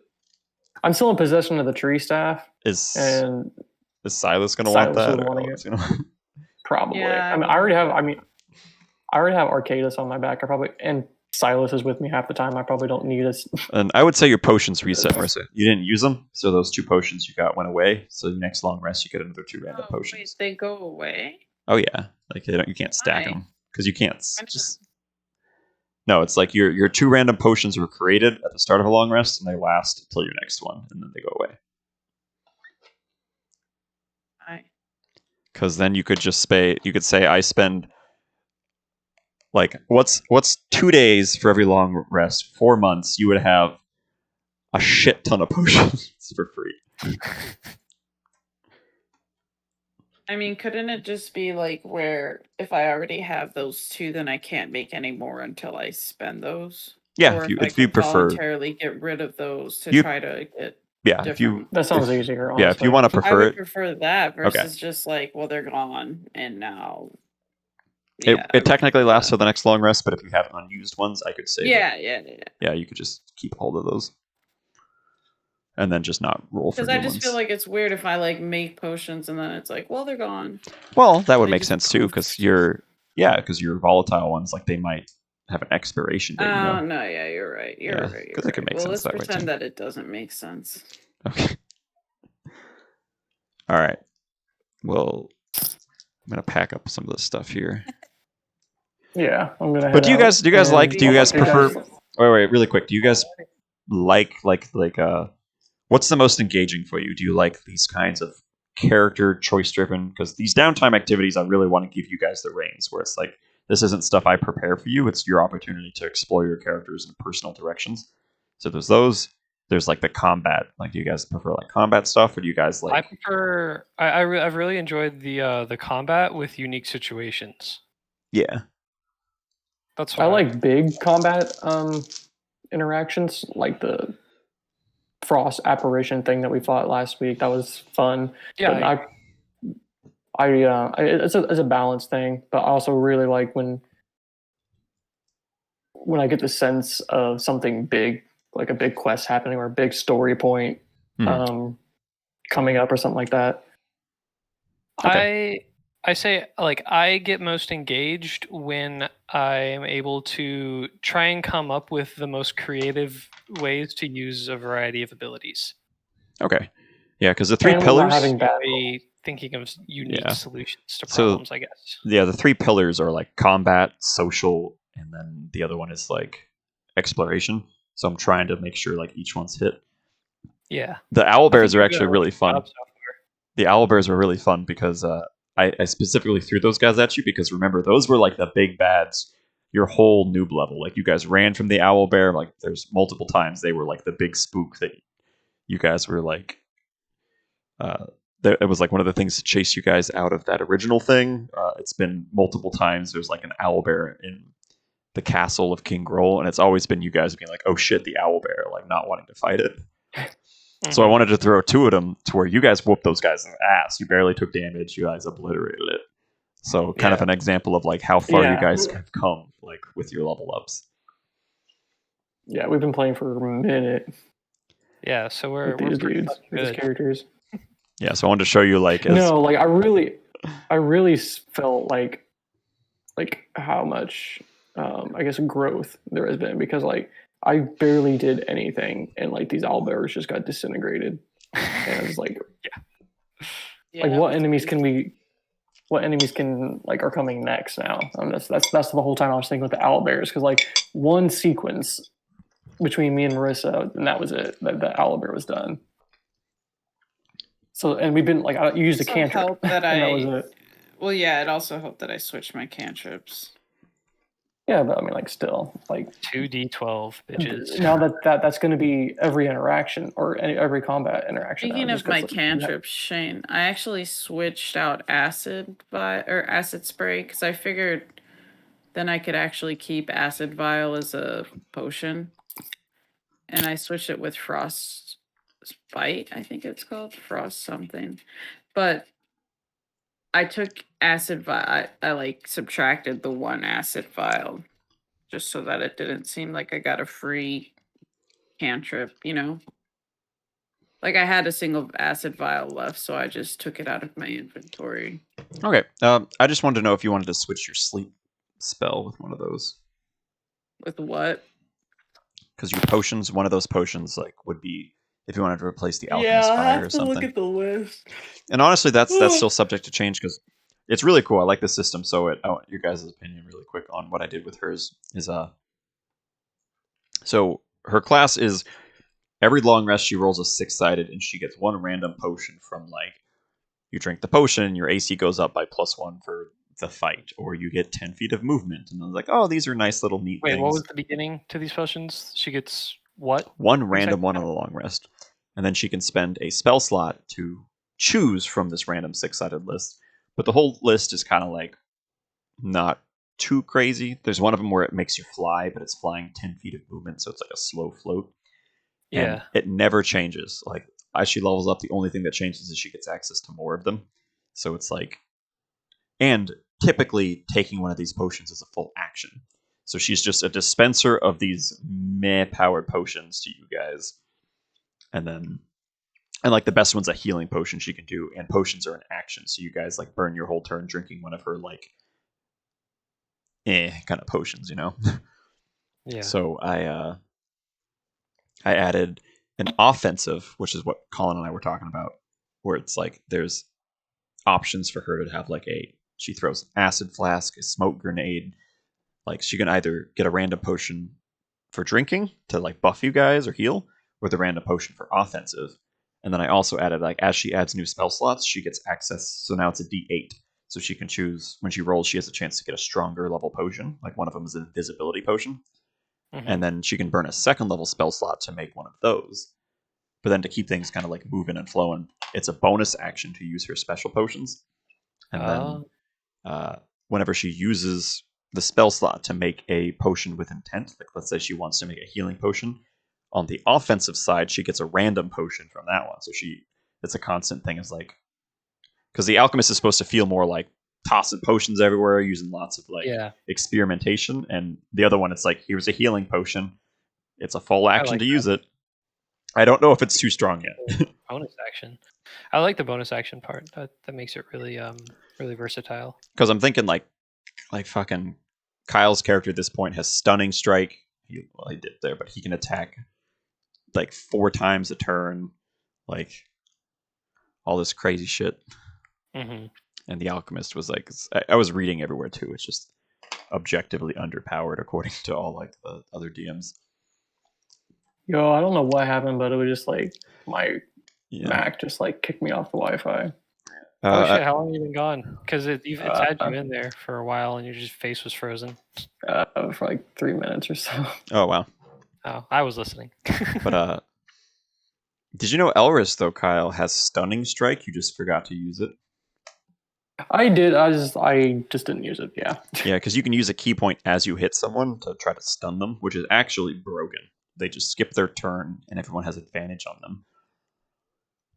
Oh well, I guess I. Let me see what I wrote down, because I don't know if that's. It's fucking crazy. I was looking into it. And so it's like whenever any hit, I can just stun them. Yes, they have to do a saving throw against it, and you have to spend a key point. But I was reading it to where it's actually dumber than that. Let's say you do a first hit and it misses your normal attack, or you roll your key point and they succeed on the saving throw. Your next attack, they can try it again, and then they failed that one. Your flurry of blows, you spend a key point. Your first hit hits them, they roll their thing. They fail it. You can try it again. So on one turn, you can try to make them stun 4 times by spending. You burn a key point every time, but you can use it on every hit. Like that's pretty. Yeah, fucking stupid. that's crazy. Yeah. So you can just like totally Yeah. wreck one guy. Or if you're between two people, you can like hit this guy, stun him, hit this guy, stun him. Like if you're like in the middle of a bunch of people. Kyle going full blown Matrix, like everyone else is Yeah. slow motion, and he's just like dipping and weaving. This is why like I want more like key, because I only get like one per level, but like if I can like somehow manage to get access to more, I can just do even more crazy shit. Because without key, like I really can't do a whole lot. That's why I'm hesitant to give it to you though, because it's such a tightly important resource that allows you to break the game. So I'm like, That is, I mean, I understand, but let's say like I mean, it's just up to me to Well- better manage it, I guess. But because you also get them every Yeah. short rest, so it's like you're not Yeah, like true. saving him like a spell true. slot. That's the thing, is You you're not have a lot of saving him. Yeah. So I'm hesitant. I'm thinking of a way to maybe convert hit dice like at a rate of a few of them. So it's like an emergency option. Like that's what I was thinking with the enchanted item, is it gives you like some bonus, and then you can like burn your own health to push beyond to try to like get some extra key Oh, yeah. points. Because I I like that see. idea to where it's like it burns a resource hit dice, which doesn't matter too much because your whole team can fucking heal, but it's still a resource that you can like. And then plus, if you guys are just healing too much, then clearly I just need to throw more damage at you. Mhm. I also kind of overdid it with your magic items. Like magic items are supposed to be like little treats, and I'm just like every session get something cool. Yeah, So I don't know. I might have broken pretty game decked balance. the fuck out with magic items. At nah, this you just point. gotta. But I just think gotta it's throw fun. some- Like I think more magic damage. items are super fun for me to make up. Like Yeah, I think we just keep going until we reach a point where like you're no longer capable of challenging us and shit like that. If that ever happens, then like it's tricky, we'll just change something. But especially at the higher levels. Just a problem of like already I'm having of like how the fuck do I play? How do I do the social pillar of gameplay when Eddie can just break it? Like Yeah, Yeah. that's so stupid. yeah, so I dude. can't Like, I can't like. dude, I literally not can't even- roll less than a 20. This is the thing though, is like even that he rolled a 5, so even ignoring that part, his bonus is plus 10 at this level. So it's like he just yeah, it's already 15. yeah, so it's already he succeeds like on a 5. So that like I was reading it, like sounds more broken than it is, but it's just bards just succeed at social checks. So I think that's why I want to do stuff where certain characters like the social checks I think are good and definitely like will work, but I want some characters to where like they don't give a fuck how funny they like you are. They like Yeah, it requires other characters because I don't want it just being like Eddie being like hey, and then boom, like social pillar crumbles. So I want it where like some characters might only respond to an intimidation using strength, and then that's the kind of thing. So each character has their own like I feel like Silas can have like a logical argument that might appeal to a wizard, like that makes sense to persuade them. So it's kind of like giving each person like a health bar social, to where like you can crack one health bar really easily. Like Eddie's just a super that knocks a whole health bar out, but everyone else just has a chance to like get their own bar. I don't know. It's tricky. yeah. I mean, I like it. It's tricky because I'm not supposed to be like, Well, it definitely puts a challenge for you. yeah. The tricky part is I feel like I just have to like ignore some of it. To be like, okay, your deception check works for a period of time, but at some point it just runs out. To where like, Yeah. yeah. So I'm wondering to where like, shit, man. I don't know. It's hard. Like that's tricky. Yeah, it's kind of stupid. Another thing is, I guess, in the Dungeon Master Guide, like you can't persuade people to do things they don't want to do. Like someone who's hostile to you, your best persuasion check means they just ignore you. Like if they don't like you, you persuade them to not harm you. They're just like, okay, just get the fuck, like whatever. That's like the best attempt. Like a person who's neutral to you, you persuade them. Like your best persuasion attempt is a minor inconvenience. Like they'll go a little out of the way to help you, and then in order to get them to really help you, they have to already like you. So persuasion can you only work within these little brackets. So even the max persuasion roll isn't going to like push them beyond something they would do that would make sense. Yeah. And then over time, like persuasion's a good one to like move them into the liking you territory, and then that's probably an RP moment where like you guys can convince them, not with rolls or with like other rolls. Shane. Yeah. We gotta feed Monica's cats. Why? Because Mike's in Colorado and she works tonight. Well, that would have been nice to know early on. Well, I probably should have told you, but I just remembered. Okay, do you want to feed them and I'll feed our cats, or I can run over? Yeah, I don't want to go by myself. Okay, we'll just go feed hers, come back, feed ours. Yeah. Okay, guys, we got to feed cats, but in the group chat, I really like talking about the mechanics of D&D and like how to. I always wanna- enjoy. I want to do more stuff really quick too. I'm reading a lot of it's a little of like giving you guys a bit of the Dungeon Master power, and some players don't like it because it's like, oh, I'm not in a world that exists beyond me. But it's like if you guys walk into Oh, a I don't care building, about that. yeah. But it's if you guys walk into a place that I haven't prepared because it's like improv or something, I'll be like, okay, what do you see? What I don't know, what color is it? Like, oh, yeah, here's an NPC you're talking to. Describe them. So allow you guys to, and a cool way of having it is, you guys can have like oh, I know a guy, to where like maybe like you guys have backstories that is deeper than just this little paragraph. So like you guys can like, oh, I know a guy, so you guys can literally just invent an NPC for the story because it's someone who Mhm. ties into your backstory. So long as they're not like, like totally crazy. Like, but I'm just the judge. That's the thing. Is I'm just the Doodle Bob referee. Eddie, who was my parallel twin, created Yeah. when I first jumped to this world, and I want him to hunt me down. Oh no, I'm as taking my notes, dude. Bob. This is fantastic. This is beautiful, dude. Like a parallel Eddie that is going to hunt him down. He's That's Doodle Bob. amazing. Yeah, but I'm the final judge to where you guys. That's the thing is like it feels I'm scrambling on. That's why it's hard for me to like keep track of all this stuff because I'm. Shane, we gotta feed these cats. Come on, I'm tired. Yeah, but I want you guys to take more of the reins of. Like, if I don't stop you now, you're just gonna keep going Nourishing. for another hour. Just message Very me. true. All right. Good night. Goodbye. Fuck all Bye, y'all. friends.